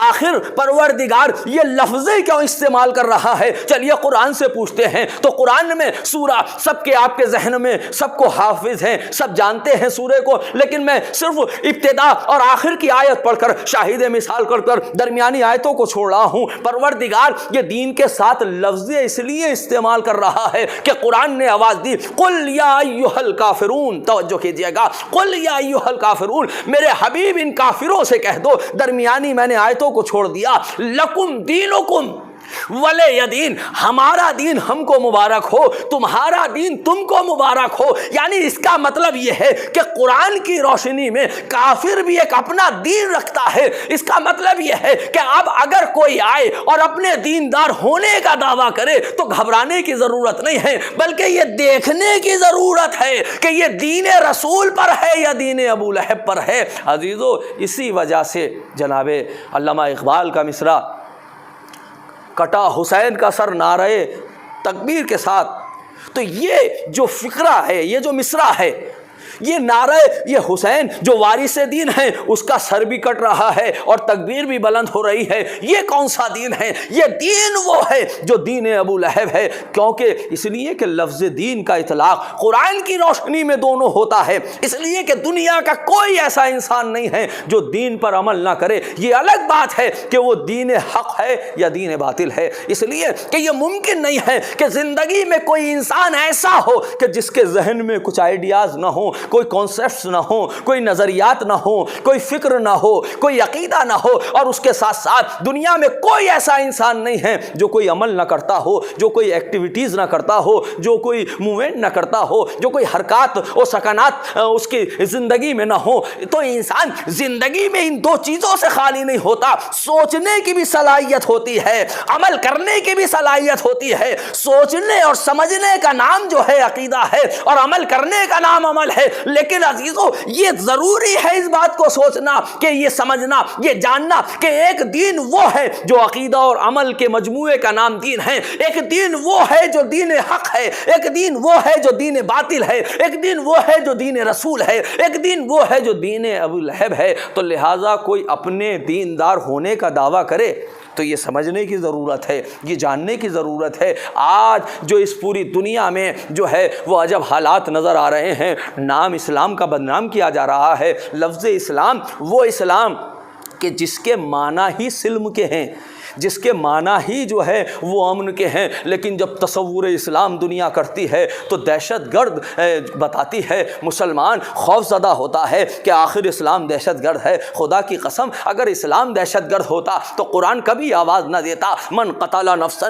بغیر نفس او فساد فی الارض فکأنما قتل الناس جميعا ومن احیاها فکأنما احیا الناس جميعا۔ قرآن نے تو صاف کر دیا، خدا کی قسم یہ دین جو ہے یہ اگر دہشت گردی کا نام ہوتا، دین اگر تلوار کے زور پر پھیلتا، دین جو ہے ہمارا دین جو ہے اگر تلوار کے زور پر پھیلتا، ہمارا دین جو ہے کہ اگر یہ دین وہ دین ہوتا کہ خدا کی قسم جو زور و زبردستی ہوتا تو ہم کبھی یہ نہ کہتے لا اکراہ فی الدین، دین میں کوئی زبردستی نہیں ہے، دین میں کوئی جبر نہیں ہے، بلکہ یہ امن کا پیغام دینے والا ہے۔ خدا کی قسم اگر تلوار کے زور پر اسلام پھیرتا تو کبھی یہ نہ کہتا۔ اسلام کی نظر میں تو انسانیت کی اہمیت یہ ہے کہ جس نے ایک نفس کو قتل کیا وہ انسانیت کا قاتل ہے، جس نے ایک نفس کو بچایا وہ انسانیت کا محافظ ہے۔ بہت توجہ کیجئے گا، وہ انسانیت کا محافظ ہے۔ تو لائیے پوری کائنات میں کسی کے فکر میں، کسی کے علم میں، کسی کے مذہب میں انسانیت کا اتنا احترام ہو کہ جس نے ایک نفس کو بچایا ہو وہ انسانیت کا محافظ بن جائے، اور جو ایک نفس کا قاتل ہو وہ انسانیت کا قاتل ہو جائے۔ اس سے زیادہ اور انسان کی اہمیت کیا اسلام بتائے گا؟ اس سے زیادہ لائیے کوئی مذہب ایسا ہو کہ جہاں کوئی دین ایسا ہو کہ جہاں دین اسلام سے بہتر اسلام انسانیت کا احترام بتایا ہو۔ قرآن نے تو صاف کر دیا، ابھی میں یہاں متوجہ متوجہ کرنا چاہتا ہوں۔ تو قرآن نے صاف کہا ہے کہ جس نے ایک نفس کو قتل کیا وہ انسانیت کا قاتل ہے۔ میرے عزیزو، اگر کوئی ایک نفس کو قتل کرے تو وہ انسانیت کا قاتل ہے، یہ عقل کہتی ہے، یہ ذہن بھی کہتا ہے۔ لیکن میں یہاں ایک سوال آپ کی خدمت میں پیش کرتا ہوں، اور وہ سوال یہ ہے، یہ عقل مجھے انصاف سے بتائیے، ایک انسان وہ ہے کہ جو ایک عام انسان کا قاتل ہے، ایک انسان وہ ہے کہ جو ایک عالم کا، ایک متقی کا، ایک زاہد کا قاتل ہے، تو کیا دونوں کے قتل برابر ہیں؟ دونوں کے ظلم برابر ہیں؟ دونوں کے جرم برابر ہیں؟ نہیں عزیزو، جس نے ایک عام انسان کو قتل کیا، ایک نے کسی کو نبی کو قتل کیا، تو ظاہر ہے دونوں کے جرم برابر نہیں ہو سکتے۔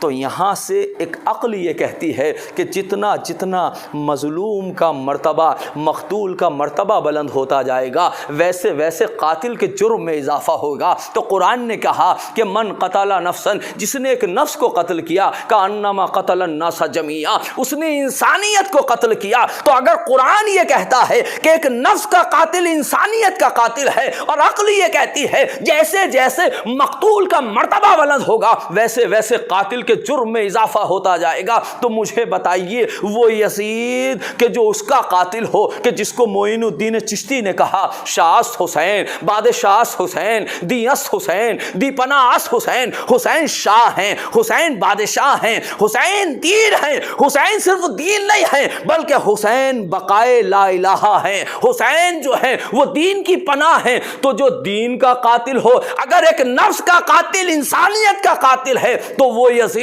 جو دین کا قاتل ہو وہ یزید، جو وارث دین کا قاتل ہو وہ یزید، کہ جو بنائے لا الہ الا اللہ کو کی بنیاد رکھنے والے حسین کا قاتل ہو، تو پھر یہ کیسے ہو سکتا ہے کہ اس کو رضی اللہ کہا جائے؟ عزیزو، جو افراد یزید کو رضی اللہ کہتے ہیں وہ اپنی نجاست اور اپنی گندگی کو جو ہے ظاہر کرتے ہیں۔ خدا کی قسم، اگر کتے کو، اگر خنزیر کو اگر جو ہے وہ پاک کرنے کی کوشش کریں گے، اس کے اوپر پانی ڈالیں گے، تو وہ خود تو پاک نہیں ہوگا، اس کو بھی نجس کر دے گا۔ بس یہی کیفیت ہے ان انسانوں کی جو یزید کو رضی اللہ کی کہنے کی۔ آج حالات آپ کے نظر ہیں، آج پیش نظر ہیں، پاکستان میں کیا حالات چل رہے ہیں، پوری دنیا میں کیا حالات چل رہے ہیں، وہ سب آپ کے پیش نظر ہیں۔ کہاں یزید کو کیا کہا جا رہا ہے اور حاکم شام کو کیا کہا جا رہا ہے، تو وہاں وہ کیفیت ہے۔ میں یہ بتانا چاہتا ہوں کہ جب ایک قرآن کی روشنی میں ایک انسان جو ہے، جو قاتل ایک عام انسان کا ہو تو وہ قاتل انسانیت ہوگا، تو جو دین کا قاتل ہو، جو نواسہ حسین رسول کا قاتل ہو،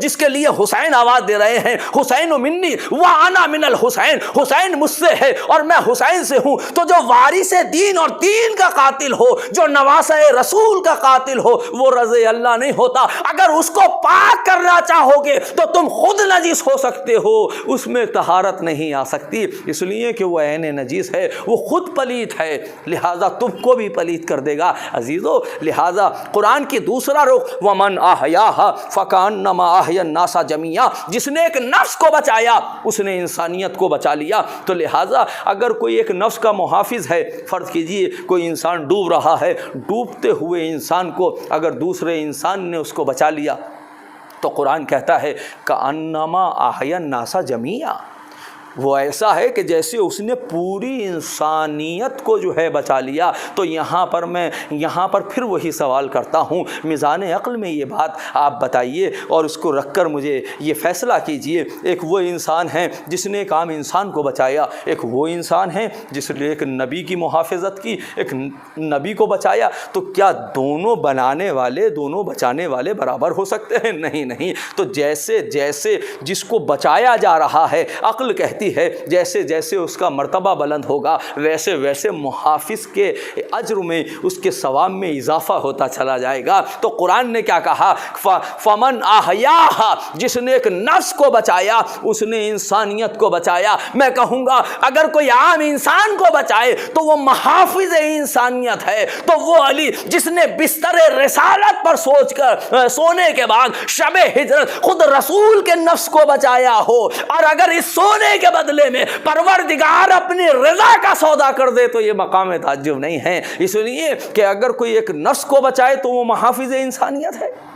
تو جو رسول کو بچاتا ہو، اور صرف یہی نہیں، بیٹے ہی نے رسول کو نہیں بچایا بلکہ ہر موڑ پہ ابو طالب نے بچایا۔ اور ایک عجیب جملہ آپ کی خدمت میں عرض کر دوں عزیزو، اگر کوئی ایک نفس کو بچائے تو وہ محافظ انسانیت ہوتا ہے، تو اس حسین کا اندازہ کیجئے جس نے آدم کو بھی بچایا، نوح کو بھی بچایا، ابراہیم کی وراثت کو بھی بچایا، موسیٰ و عیسیٰ کو بھی بچایا، جو پورے انسانیت کا محافظ ہے، اس حسین کی قدر و قیمت کو سمجھیے عزیزو۔ اسی لیے ہم زارت وارثہ میں کہتے ہیں سلام ہو ہمارا اس حسین پر جو آدم کا وارث ہے، جو نوح کا وارث ہے، جو ابراہیم کا وارث ہے، جو عیسیٰ کا وارث ہے، جو موسیٰ کا وارث ہے۔ تو قرآن کی روشنی میں اگر ایک انسان کسی ایک انسان کو بچائے تو وہ محافظ انسانیت ہوتا ہے، تو وہ حسین جس نے پوری انسانیت کو بچایا ہو اس کو آپ کیا لقب دیں گے؟ خدا کی قسم محافظ انسانیت لقب دینا تو حسین کے لیے بہت چھوٹا سا لقب ہے۔ حسین محافظ انسانیت، اگر قرآن ایک نفس کو بچانے کے نتیجے میں محافظ انسانیت کا لقب دیتا ہے تو وہ حسین کہ جس نے پوری انسانیت کو بچایا ہو، آپ اس کی قیمت کو سمجھیے۔ تو یہ دین ہے خدا کی قسم۔ تو اب یہاں پر میں ایک اور سوال کرنا چاہتا ہوں، میرا محترم سننے والا مجمع متوجہ ہوگا، میں نے آپ کے سامنے اتنی لفظیں پیش کی ہیں کہ قرآن متعدد بار کہہ رہا ہے اللہ کا دین۔ دیکھیں قرآن نے یہ نہیں کہا کہ ہم دین بھیج رہے ہیں، پروردگار یہ نہیں کہتا کہ ہم دین بھیج رہے ہیں، بلکہ کہا ہم دین بھیج رہے ہیں، اور دین کے ساتھ لفظیں پیش کی۔ میں ہاتھوں کو جوڑ کر عرض کروں پروردگار اگر تجھے یہی کہنا تھا کہ کچھ دین وہ ہیں کہ جو لوگوں کے اپنے بنائے ہوئے ہیں، کچھ دین وہ ہے، ایک دین وہ ہے کہ جو دین اسلام ہے، جو خدا کا بنایا ہوا دین ہے، جو دین الہی ہے، جو دین خدا ہے، تو میرے معبود ایک آیت موجود تھی اذا جاء نصر اللہ والفتح ورأیت الناس یدخلون فی دین اللہ، یہ اللہ کا دین ہے۔ تو اس آیت سے واضح ہو گیا کہ یہ اللہ کا دین ہے میرے معبود۔ تو پھر جب اللہ کا دین ہے تو یہاں سے وہ دین والے نکل گئے جو بشر کا دین ہیں، جو لوگوں کے بنائے ہوئے دین ہیں، جو لوگوں کے جو ہیں اپنے جو ہیں وہ بنائے ہوئے دین ہیں، وہ نکل گئے۔ پروردگار ایک آیت میں اگر دین کے ساتھ ایک لفظ دو لفظوں کا خرچ کرتے تھا، لیکن یہ اتنے لفظیں کیوں لگا رہا ہے؟ ایک نہیں، دو نہیں، 8 لفظیں استعمال کی ہیں۔ اللہ کا دین دین قیم ہے، اللہ کا دین جو ہے وہ دین حنیف ہے، اللہ کا دین مصطفیٰ ہے، اللہ کا دین مرتضیٰ ہے، اللہ کا دین حق ہے، اللہ کا دین واسب ہے۔ تو یہ ساری لفظیں کیوں لگا رہا ہے؟ پروردگار کہہ دے کہ میں دین بھیج رہا ہوں، کہا نہیں، ہم صرف یہ نہیں کہیں گے کہ ہم دین بھیج رہے ہیں۔ کیوں؟ اس لیے کیونکہ دین وہ ہے کہ جس کو زندگی میں ڈھالنا ہے تو ضرورت اس بات کی ہے، ہم چاہتے یہ ہیں کہ دین کی معرفت حاصل کرو تاکہ وارث دین کا اندازہ لگا سکو۔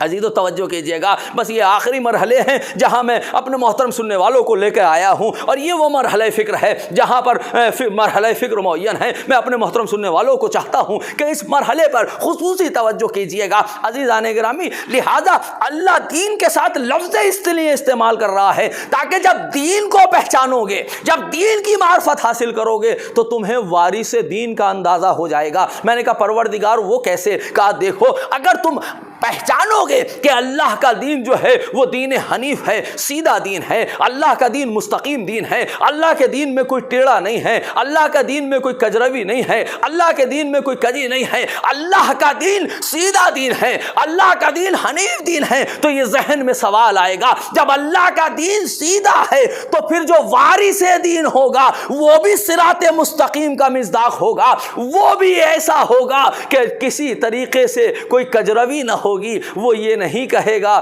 کہ اگر میں بھٹک جاؤں تو مجھ کو راستے پہ لگا دینا۔ اللہ کا دین سیدھا دین ہے تو پھر وارث دین بھی صراط مستقیم کا مصداق ہوگا۔ اور پھر فرمایا اگر اللہ کا دین دین قیم ہے یعنی مضبوط دین ہے، جس میں کوئی کمزوری نہیں ہے، جس میں کوئی ویکنیس نہیں ہے، تو پھر اللہ کا دین وہ ہے کہ جو جس میں کوئی کمزوری نہیں ہے۔ اگر اللہ کا دین مضبوط ہے تو پھر وارث دین بھی وہ ہوگا ہوگا جو میدان عمل میں بھی جو ہے وہ ثبات قدم کے ساتھ ہوگا، اور جب میدان کارزار میں ہوگا تو اس انداز سے تلوار چلائے گا اور اس انداز سے ثبات قدم کا جو ہے وہ مظاہرہ کرے گا کہ جبرائیل آواز دیں گے لا فتح الا علی لا سیف الا ذوالفقار۔ وہ وارث دین وہ ہوگا جو میدان کارزار میں آنے کے بعد بڑھ بڑھ کے حملے کر رہا ہوگا، جو کرار ہوگا، جو فرار نہیں ہوگا،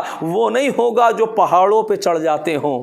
عزیزان گرامی، تو اللہ کا دین اگر دین مستحکم دین ہے، مضبوط دین ہے، تو پھر وارث دین کے ثبات قدم میں لغزش نہیں آ سکتی۔ اس کے قدم بڑے مستقیم، وہ سیسا پلائی ہوئی دیوار ہوگا، وہ قوی ہوگا، وہ مضبوط ہوگا۔ اور یاد رکھو، اگر اللہ کا دین، بہت توجہ کیجئے گا، اللہ کا دین دین مصطفیٰ ہے، یعنی جس کو اللہ نے پسند کیا، جس کو اللہ نے چن لیا، تو پھر یاد رکھیے وارث دین بھی وہ ہوگا جو خود مصطفیٰ ہو، کہ جس کو اللہ نے پسند کیا ہو اور اس انداز سے پسند کیا ہو کہ کبھی جو ہے وہ دوش پر اٹھایا ہو، کبھی اعلان کیا ہو۔ یہ اللہ کا دین ہے کہ جس کو اللہ نے پسند کیا ہو، تو جو پسند خدا ہو وہ وارث دین ہوگا، جو پسند لوگ ہو، جس کو لوگوں نے چنا ہو، وہ وارث دین نہیں ہو سکتا۔ بس عزیزو، اسی طرح اگر اللہ کا دین، پروردگار چاہتا یہ ہے کہ تم دین کی معرفت حاصل کرو۔ عزیزو، میں تو صرف اشارے کر رہا ہوں، بلکہ اس موضوع پہ ایک ایک جملے پر پورے اشرے پڑھے جا سکتے ہیں۔ میں تو صرف اپنے محترم سننے والوں کو، اس لیے کہ میرا موضوع جو ہے مجھے آگے رفتے اپنے موضوع کی طرف میں بڑھ رہا ہوں، تاکہ میرا محترم سننے والا مجمع سمجھ سکے کہ آخر مسئلہ کیا ہے، کہ ہم اگر دین کو پہچانیں گے تو وارث دین کا اندازہ ہوگا۔ اگر اللہ کا دین دین مرتضی ہے، جیسے سورہ نور میں ارشاد ہوا وعد اللہ الذین آمنوا منکم وعملوا الصالحات لا یستخلفنہم کما استخلفن الذین من قبلہم ولا یمکنن لہم دینہم الذی ارتضی لہم۔ اللہ کا دین دین مرتضی ہے، تو جب اللہ کا دین دین مرتضی ہے، جس کو اللہ نے جو ہے، جس سے اللہ راضی ہو گیا ہو، جس سے اللہ جو ہے خفا نہ ہوتا ہو، جس سے اللہ راضی ہوتا ہو، تو وارث دین بھی وہ ہوگا جو خود مرتضی ہوگا، اور ایسا مرتضی ہوگا کہ بستر رسالت پہ سوئے گا تو ایک مرتبہ جبرائیل قصیدہ پڑھیں گے وَمِنَ النَّاسِ مَن یشری نَفْسَهُ ابْتِغَاءَ مَرْضَاتِ اللَّهِ وَاللَّهُ رَءُوفٌ بِالْعِبَادِ۔ لوگوں میں کچھ لوگ ایسے بھی ہیں کہ جو رضائے الہی کا سودا کر لیا کرتے ہیں۔ میرے عزیزو، اسی طرح اگر اللہ کا دین دین حق ہے، اللہ کا دین وہ ہے جہاں باطل کا کوئی گزر نہیں ہے، اللہ کا دین حق ہے، تو پھر وارث دین بھی وہ ہوگا جس کے لیے رسول آواز دیں گے علی مال حق والحق مال علی۔ علی حق کے ساتھ ہے، حق علی کے ساتھ ہے۔ تو اگر دین حق ہے تو پتہ چلا دین علی کے ساتھ ہے، علی دین کے ساتھ ہے، نہیں، بلکہ رسول آگے بڑھے اور جملہ کہا اللہم ادر الحق حیث ما دار علی۔ پروردگار حق کو ادھر موڑ دے جدھر علی مڑ جائے۔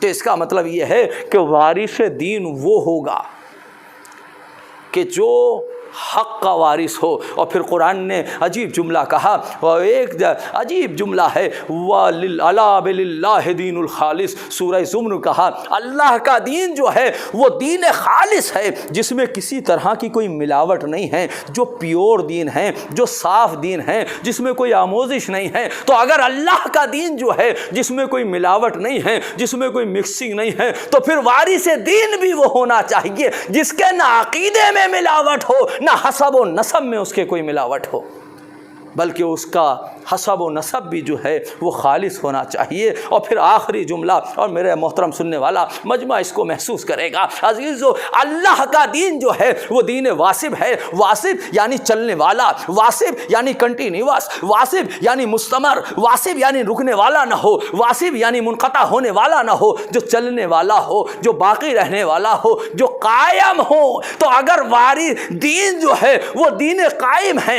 اور دین وہ ہے جو ہمیشہ رہنے والا ہے، تو پھر وارث دین بھی وہ ہوگا جو ہمیشہ قائم ہو، چاہے وہ ظاہری اعتبار سے ہو یا پردہ غیب میں ہو، وہ بھی جو ہے وہ حاضر ہوگا، وہ بھی ہمیشہ باقی ہوگا۔ اور پھر اس کے بعد اللہ کا دین اللہ ہی کا دین ہے، کسی ایسے ویسے کا دین نہیں ہے۔ تو اگر اللہ کا دین اللہ ہی کا دین ہے تو پھر وارث دین بھی وہ ہوگا جو خدا کا بنایا ہوا ہوگا، بندوں کا بنایا ہوا نہیں ہوگا۔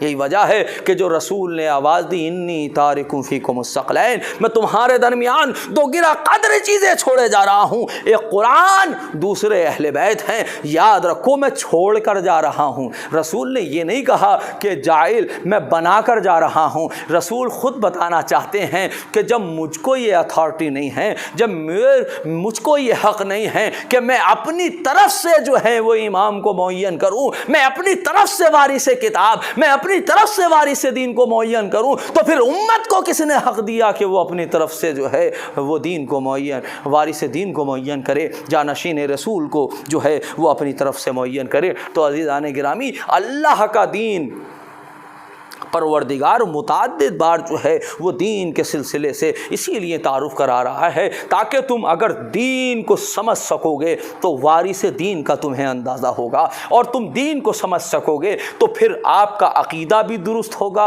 اور عمل بھی درست ہوگا۔ کیوں؟ اس لیے کہ جب تم دین کی سمجھ ہوگی، اس لیے کہ دین نام ہی عقیدہ اور عمل کا ہے، اگر تم دین کو سمجھ سکو گے تو اپنا عقیدہ بھی صحیح کرو گے اور اپنا عمل بھی درست کرو گے۔ عزیزو، اسی وجہ سے میں چند اشارے کرنا چاہتا ہوں تاکہ عقیدہ اور عمل کے سلسلے سے اور خود اپنے کردار کے سلسلے سے کہ ہم کیسے اگر دین کو سمجھ سکتے ہیں تو نتیجے میں عقیدہ اور عمل کو صحیح کر سکتے ہیں۔ کیا فرمایا؟ اللہ کا دین جو ہے وہ دین حنیف ہے، یعنی سیدھا دین ہے۔ تو اگر وارث دین وہ ہے، اللہ کا دین اگر حنیف ہے اور وارث دین وہ ہے کہ جو صراط مستقیم کا مصداق ہے، تو پھر جو دین کے ماننے والے افراد ہوں گے پھر ان کو بھی وہی ہونا چاہیے۔ ایسا نہ ہو کہ ان کے کردار میں کسی طرح کی کجروی نہ ہو، ان کا کردار وہ ہو کہ جو صراط مستقیم کا مصداق بن سکے، ان کا کردار وہ ہونا چاہیے جو صراط مستقیم، اس لیے کہ اگر جس کا نمونہ صراط مستقیم ہو تو کم سے کم اس کا کردار وہ ہونا چاہیے جو کردار علوی کہنے کے لائق ہے، جو کردار حسنی کہا جا سکے۔ اسی طرح اگر اللہ کا دین مضبوط دین ہے اور وارث دین وہ ہے جو فارس میدان رہا ہے، تو پھر اب دیندار افراد کو بھی، ایک متدین انسان کو، متدین کسے کہتے ہیں؟ متدین اسے ہی کہتے ہیں کہ جس کا عمل جو ہے اس کے عقیدے کی عکاسی کرتا ہو۔ کہا جاتا ہے فلاں انسان متدین ہے، یعنی دین رکھنے والا ہے، یعنی مطلب یہ ہے کہ اس کا عقیدہ بھی درست ہے اور اس کے ساتھ ساتھ اس کا عمل اس کے عقیدے کے اعتبار سے ہے۔ لہذا اگر اللہ کا دین مضبوط ہے، حنیف ہے، تو جو متدین افراد ہیں، متدینین افراد ہیں، دیندار افراد ہیں، ان کی یہ ذمہ داری ہے کہ اگر اللہ کا دین مضبوط ہے تو وہ بھی ہر مرحلے میں مضبوط ہونا چاہیے، ہر مرحلے میں مضبوط ہوں۔ ایسا نہ ہو کہ اگر غم آ جائے تو غم آ جائے، مصیبت آ جائے اور مصیبت میں جو ہے وہ شکوہ کرنے لگیں، ایسا نہیں ہونا چاہیے۔ عزیزو، ہونا یہ چاہیے۔ آلام و مصائب میں عزیزو آ گئی ہے تو چند مصرے ذہن میں آ رہے ہیں تو میں پیش کرتا چلوں۔ ہمیں کسی طریقے کی جو ہے وہ شکوہ نہیں ہونا چاہیے، ہم مضبوط ہونا چاہیے عمل کے اعتبار سے، فکر کے اعتبار سے، عقیدے کے اعتبار سے۔ ایسا نہ ہو کہ چند مشکلیں آ گئیں، آج جو حالات گزر رہے ہیں اس کے پیش نظر کہ انسان شکوہ کرنے پہ آ جائے، پروردگار سے شکوہ کرنے لگے۔ نہیں نہیں، اس کی بارگاہ میں شکوہ نہیں، اس کی بارگاہ میں شکریہ ادا کیجئے۔ عزیزو، اسی لیے کہ کتنی بھی مصیبت آ جائے، امام کا فقرہ ہے، مولا فرماتے ہیں میرے پروردگار علی پر کتنی بھی مصیبت پڑ جائے مگر ساری مشکلیں کافور ہو جاتی ہیں جب میں یہ سوچتا ہوں کہ میری مشکل ولو کتنی بھی ہو لیکن کم سے کم تو اس کو دیکھ رہا ہے۔ کاش ہم یہ جملہ مولا سے کہہ دیں، اے میرے مولا، ہم پر کتنی بھی مصیبت ہو، اے پروردگار ہم پر کتنی بھی مصیبت پڑ جائے لیکن تیری ذات اور تیرے اولیاء اور تیرا رسول دیکھ رہا ہے۔ عزیزو، شکوہ نہیں آنا چاہیے۔ بس میں مصرے بیان کر دوں، آلام و مصائب میں شکایت نہیں کرتے، آلام و مصائب میں شکایت نہیں کرتے، مولا سے دکھاوے کی محبت نہیں کرتے۔ آلام و مصائب میں کیا کیا جائے عزیزو، مجمع سامنے ہوتا ہے تو پھر اس کا انداز الگ ہوتا ہے، اس کی کیفیت الگ ہوتی ہے، لیکن سن لیجئے، آلام و مصائب میں شکایت نہیں کرتے، مولا سے دکھاوے کی محبت نہیں کرتے۔ جذبات ابو ذر کی قسم، آج بھی ہم لوگ جذبات ابو ذر کی قسم، میں میرا موضوع عقیدہ اور عمل ہے، اسی کی روشنی میں سنیے گا۔ آلام و مصائب میں شکایت نہیں کرتے مولا سے دکھاوے کی، اس لیے کہ شکوہ وہاں ہوگا جہاں عقیدے میں کمزوری ہوگی، جہاں عقیدے میں جو ہے وہ ضعیف ہوگا، وہاں پر انسان شکوہ کرے گا۔ لیکن جب عقیدہ مضبوط ہوتا ہے، جب عقیدے میں مضبوطی ہوتی ہے تو وہ ہمیشہ شکریہ کرتا ہے، اور وہ ایسا شکریہ کرتا ہے کہ قرآن خود کہتا ہے وَسَعْيُكُمْ مَشْكُورًا، اے اہل بیت ہم خود تمہارے شکر گزار ہیں۔ تو لہٰذا وہ شکوہ نہیں کرتے، آلام و مصائب میں شکایت نہیں کرتے، مولا سے دکھاوے کی محبت نہیں کرتے۔ جذبات ابو ذر کی قسم آج بھی ہم لوگ، جذبات ابو ذر کی قسم آج بھی ہم لوگ غربت میں عقیدے کی تجارت نہیں کرتے، غربت میں عقیدے کی تجارت نہیں کرتے۔ اور بولا رخ فرعون پہ موسیٰ کا تماچا، کفار نبیوں کی کفالت نہیں کرتے۔ بولا رخ فرعون پہ موسیٰ کا تماچا، کفار نبیوں کی کفالت نہیں کرتے۔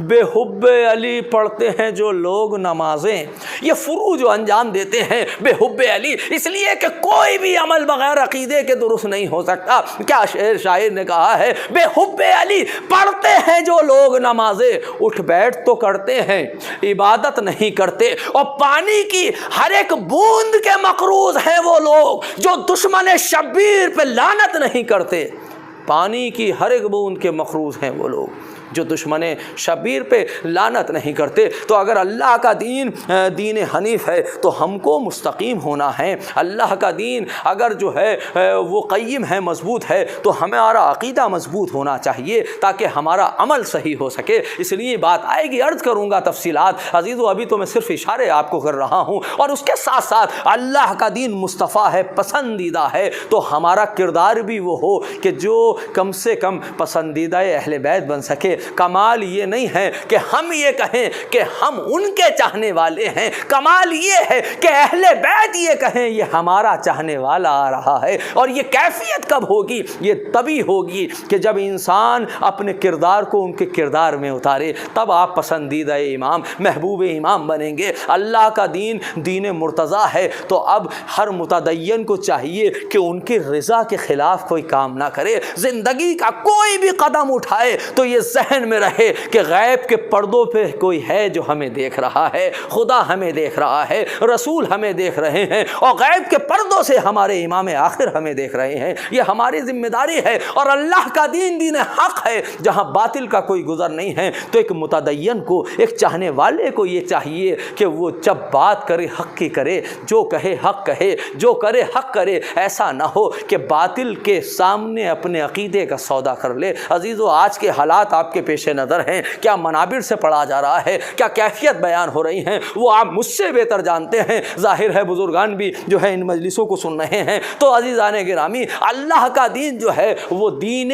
کیا ہے؟ اللہ کا دین جو ہے وہ دین خالص ہے کہ جہاں کوئی ملاوٹ نہیں ہے، جس میں کوئی مکسنگ نہیں ہے۔ تو ہمارا عمل بھی وہ ہونا چاہیے، ہمارا عقیدہ بھی وہ ہونا چاہیے جس میں کوئی ریاکاری نہ ہو، جس میں کوئی طریقے کے دکھاوا نہ ہو، بلکہ ہماری عزاداری، بلکہ ہمارا عمل جو ہے وہ سب جو ہے وہ پروردگار کے تقرب کے لیے ہونا چاہیے، شہزادی کو خوش رکھنے اور ان کی رضا کی خاطر ہونا چاہیے۔ اور اللہ کا دین دین واصب ہے، اگر اللہ کا دین مستمر ہے، چلنے والا ہے، تو پھر ہم وہ کردار چھوڑ کر جائیں، وہ آثار چھوڑ کر جائیں جو ہمیشہ باقی رہنے والے ہیں۔ اس لیے کہ انسان، دولت جو ہے وہ ہمیشہ باقی نہیں رہے گی، روح ہمیشہ جو ہے وہ دولت باقی نہیں رہے گی، منصب حاکم میں ہمیشہ باقی نہیں رہے گا، لباس قیمتی ہمیشہ باقی نہیں رہے گا۔ باقی رہنے والا ہے تو انسان کا کردار ہے، باقی رہنے والا ہے، انسان چلا جاتا ہے انسانیت رہتی ہے، شخص ختم ہو جاتا ہے شخصیت باقی رہتی ہے۔ لہٰذا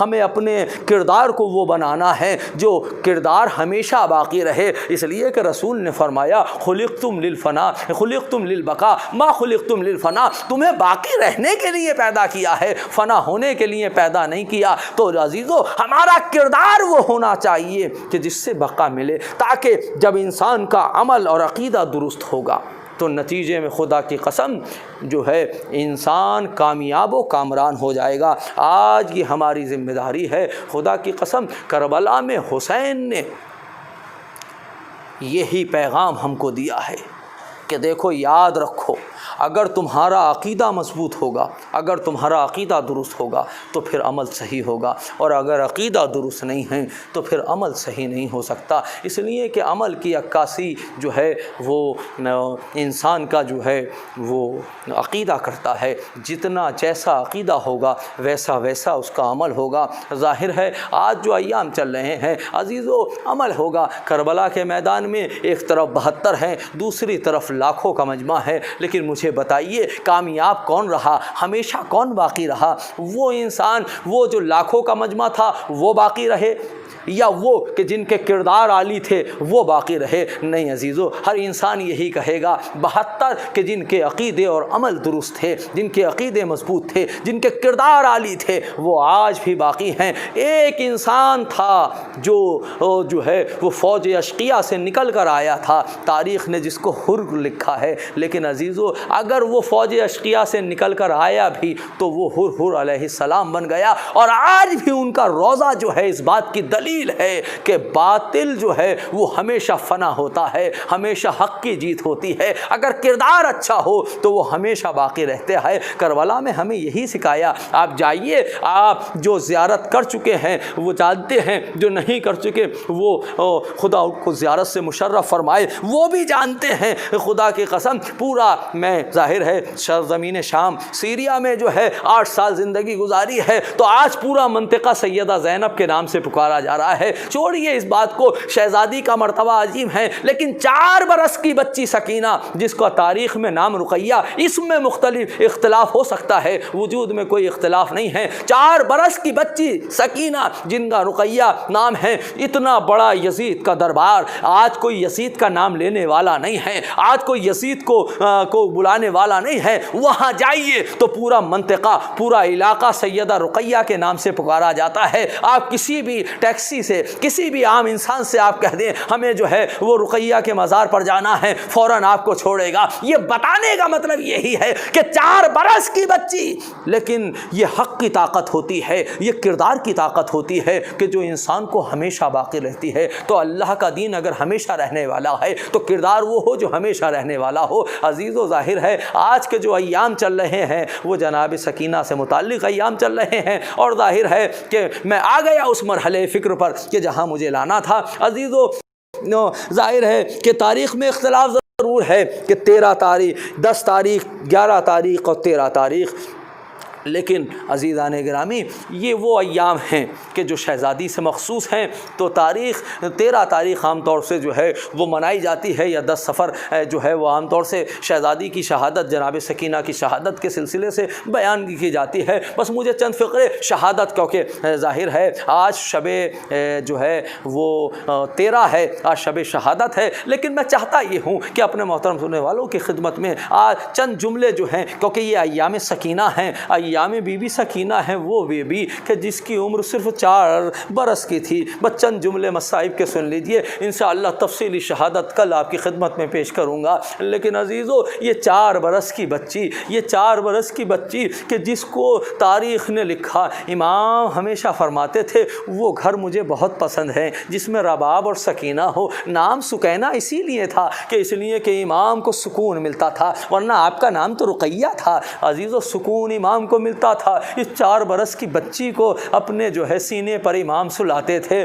نماز شب میں دعا مانگی تھی، پروردگار مجھے ایک ایسی بیٹی دے جو میرے سینے پہ سوئے اور میرے سکون کا باعث بن سکے۔ عزیزو اس تمنا کا نام سکینہ ہے، لیکن وہ بچی 4 برس کی بچی، عزیزو تاریخ نے لکھا شب عاشور ہے، پیاس کی کیفیت یہ ہے، بچی پیاس سے تڑپ رہی ہے۔ عزیزو 4 سال کی عمر کیا ہوتی ہے، بچی بلک رہی ہے، پیاس کی کیفیت یہ ہے۔ شہزادی سکینہ فرماتی ہیں، خود روایت کرتی ہیں، اب کیفیت یہ ہو گئی کہ جب میری زبان اکڑنے لگی اور میری زبان میں کانٹے پڑ گئے، حلق میں جو ہے وہ کانٹے پڑ گئے، تو ایک مرتبہ میں نے سوچا کہ شاید ایک آدھ گھونٹ جو ہے وہ پانی کا خیمہ جناب علی اصغر میں مل جائے۔ یہ سوچ کر سکینہ چلی اس خیمے کی طرف جہاں علی اصغر تھے۔ اب عزیزو تاریخ نے لکھا کہ جناب سکینہ 4 برس کی بچی ایک مرتبہ خیمے کے قریب گئی، جانے کے بعد کیا دیکھا کہ مارا باپ بھی ہیں اور پھوپھی زینب بھی ہیں. ایک مرتبہ علی اصغر کو ہاتھوں پر لیے ہوئے ہیں,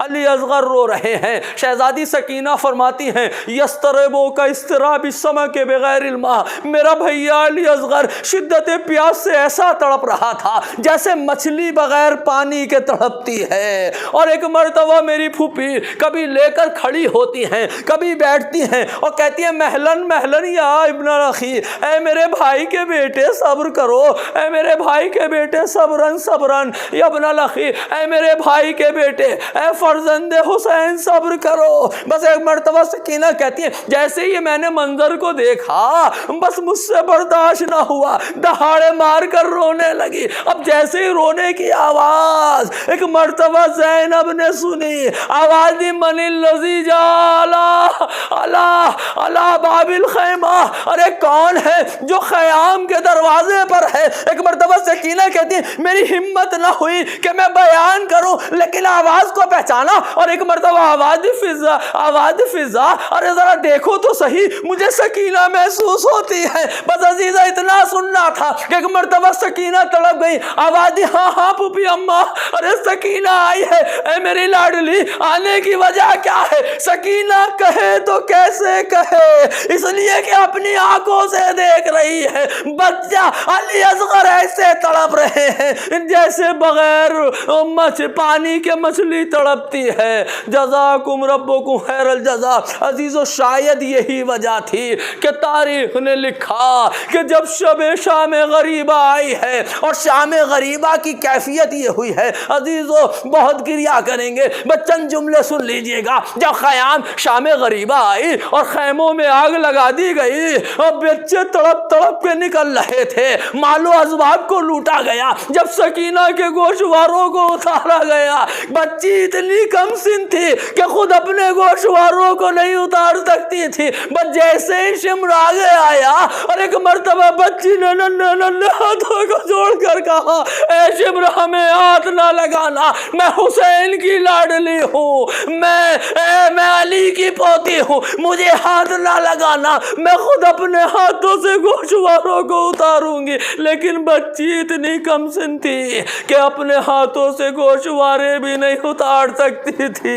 لیکن عزیزو جب گوشوارے نہ اترے, شمر نے ظلم کیا, ایک مرتبہ گوشواروں کو لے کر چھینا, ایک خون سے کان سے خون جاری ہوا, جیسے گوشوارے چھنے سکینہ نے فرات کا رخ کیا, اے چچا عباس جزاکم ربکم خیر الجزا. عزیز و تاریخ نے لکھا سکینہ پہ اتنے تماچے لگے کہ شام غریبہ میں بچی بے ہوش ہو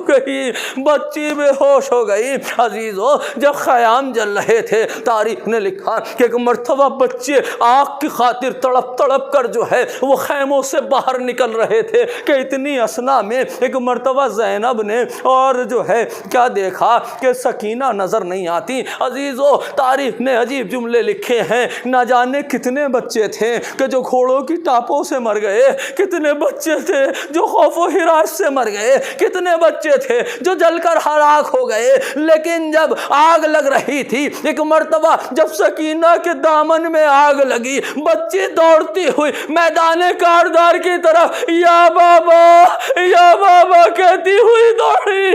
بس ایک مرتبہ حمید ابن مسلم کہتا ہے میں نے دیکھا کہ ایک 4 برس کی بچی جس کے دامن میں آگ لگی ہوئی ہے اور وہ بابا بابا کہتے ہوئے دوڑ رہی ہے. میں نے چاہا کہ اس بچی کی آگ کو بجھا دوں, کہیں ایسا نہ ہو کہ بچی جل کے ہلاک ہو جائے. لیکن میں جیسے جیسے آگے بڑھتا بچی کی رفتار تیز ہوتی. بچی سمجھی کہ شاید مجھے پکڑنا چاہتے ہیں, مجھے گرفتار کرنا چاہتے ہیں. بس عزیزو ایک مرتبہ میں جیسے ہی رفتار کو بڑھاتا گیا, بچی تیز دوڑی, میں نے ایک مرتبہ رفتار کو تیز کیا, اور جلدی سے اس کے دامن کے آگ کو بجھایا۔ اب بچی نے جیسے ہی سنا ہاتھوں کو جوڑا، آواز دی اے شیخ ہمیں ہاتھ نہ لگانا، اس لیے کہ میں حسین کی بیٹی سکینہ ہوں۔ کہا نہیں نہیں، ہم تمہیں پریشان کرنا نہیں چاہتے، ہم تو تمہاری دامن کی آگ کو بجھانے کے لیے آئے تھے۔ بس بچی نے جیسے ہی اس کیفیت کو دیکھا، اپنے اوپر مہربان دیکھا، آواز دی اے شیخ تیرا بڑا شکریہ کہ تو نے ہم پر مہربانی کی، ایک مہربانی اور کر دے، ارے مجھے ذرا نجف کا راستہ بتا دے۔ بس اتنا سننا تھا۔ شیخ نے آواز دی ارے نجف جا کر کیا کرے گی؟ آواز دی اے شیخ ارے نجف میں میرا دادا علی مشکل کشا رہتا ہے، میں جاؤں گی شکوہ کروں گی، اے دادا ارے سب کی مدد کے لیے آتے ہیں، ارے سکینہ کی مدد کے لیے بھی آئیے، جزاکم ربکم خیر الجزا۔ ختم کر دی میں نے مجلس۔ بس ایک روایت شب عاشور کا منظر تھا، اس لیے کہ بچی شب عاشور بہت بیمار تھی، بہت زیادہ جو ہے وہ پیاسی تھی، میں نے روایت آپ کے سامنے پیش کی عزیزو۔ لیکن جب شام غریبہ کے موقع پر پانی آیا، اب کیسے آیا یہ ایک تفصیلی اختلافی مسئلہ ہے، لیکن پانی آیا، جیسے ہی آیا ایک مرتبہ بچوں نے پانی، اب وہ کیسے پانی پئیں؟ ارے جس کا باپ نہ رہے، جس کے جو ہے چاہنے والے نہ رہیں، جس کے مال و اسباب کو لوٹ لیا گیا ہو، جس کے خیام کو جلا دیا ہو، وہ پانی پئیں تو کیسے پئیں؟ بس عزیزو ایک کوزے میں پانی آیا، ایک مرتبہ زینب کے قریب کوزہ لایا گیا، زینب نے کوزے کو دیکھا، رونا شروع کیا۔ ایک مرتبہ سکینہ کو پوچھا کیا دیکھا؟ کہ سکینہ سو رہی ہیں۔ ایک مرتبہ عزیزو سکینہ کے دوش کو ہلایا، آواز دی ہے میری لاڈلی اٹھو پانی آ گیا۔ بس عزیزو ختم کر دی میں نے مجلس، آخری جملے میں سکینہ اے میری لاڈلی اٹھو پانی آ گیا، بس پانی کا نام سنا، بس ایک مرتبہ زینب سے ایک مرتبہ سکینہ نے آواز دی اے پھوپھی اماں ارے کیا میرے چچا عباس پانی لے آئے؟ آواز دی اے میری لاڈلی ارے عباس تو نہیں آئے مگر ہاں یہ پانی آیا ہے۔ اے پھوپھی اماں آپ بھی تو 3 دن کی بھوکی پیاسی ہیں، آپ کیوں پانی نہیں پیتی؟ اے میری لاڈلی تو ابھی بہت کم سن ہے، اے میری بیٹی تو امانت ہے، میرے ماں جائے کی امانت ہے، میں چاہتی ہوں کیونکہ تو کم سن ہے میری بیٹی پہلے تم پانی پیو۔ بس ایک مرتبہ سکینہ نے یہ جملے سنے، کوزہ ہاتھ میں لیا اور ایک مرتبہ مقتل کی طرف چلنا شروع کیا۔ ایک مرتبہ جیسے ہی چلی زینب نے پوچھا اینا تذہبین یا سکینہ، اے میری لاڈلی کہاں جا رہی ہو؟ اے پھوپھی اماں ارے آپ ہی نے تو کہا ہے کہ پہلے چھوٹوں کو پانی دیا جاتا ہے، ارے سب سے چھوٹا تو میرا بھیا علی اصغر تھا جو شب عاشور بغیر مچھلی جیسے پانی بغیر مچھلی ہوتی ہے ایسے تڑپ رہا تھا، پہلے اپنے بھیا کو پانی پلاؤں گی بعد میں خود پانی پیوں گی، سب سے چھوٹا میرا بھیا اصغر۔ انا للہ و انا الیہ راجعون۔ سیعلم الذین ظلموا ای منقلب ینقلبون۔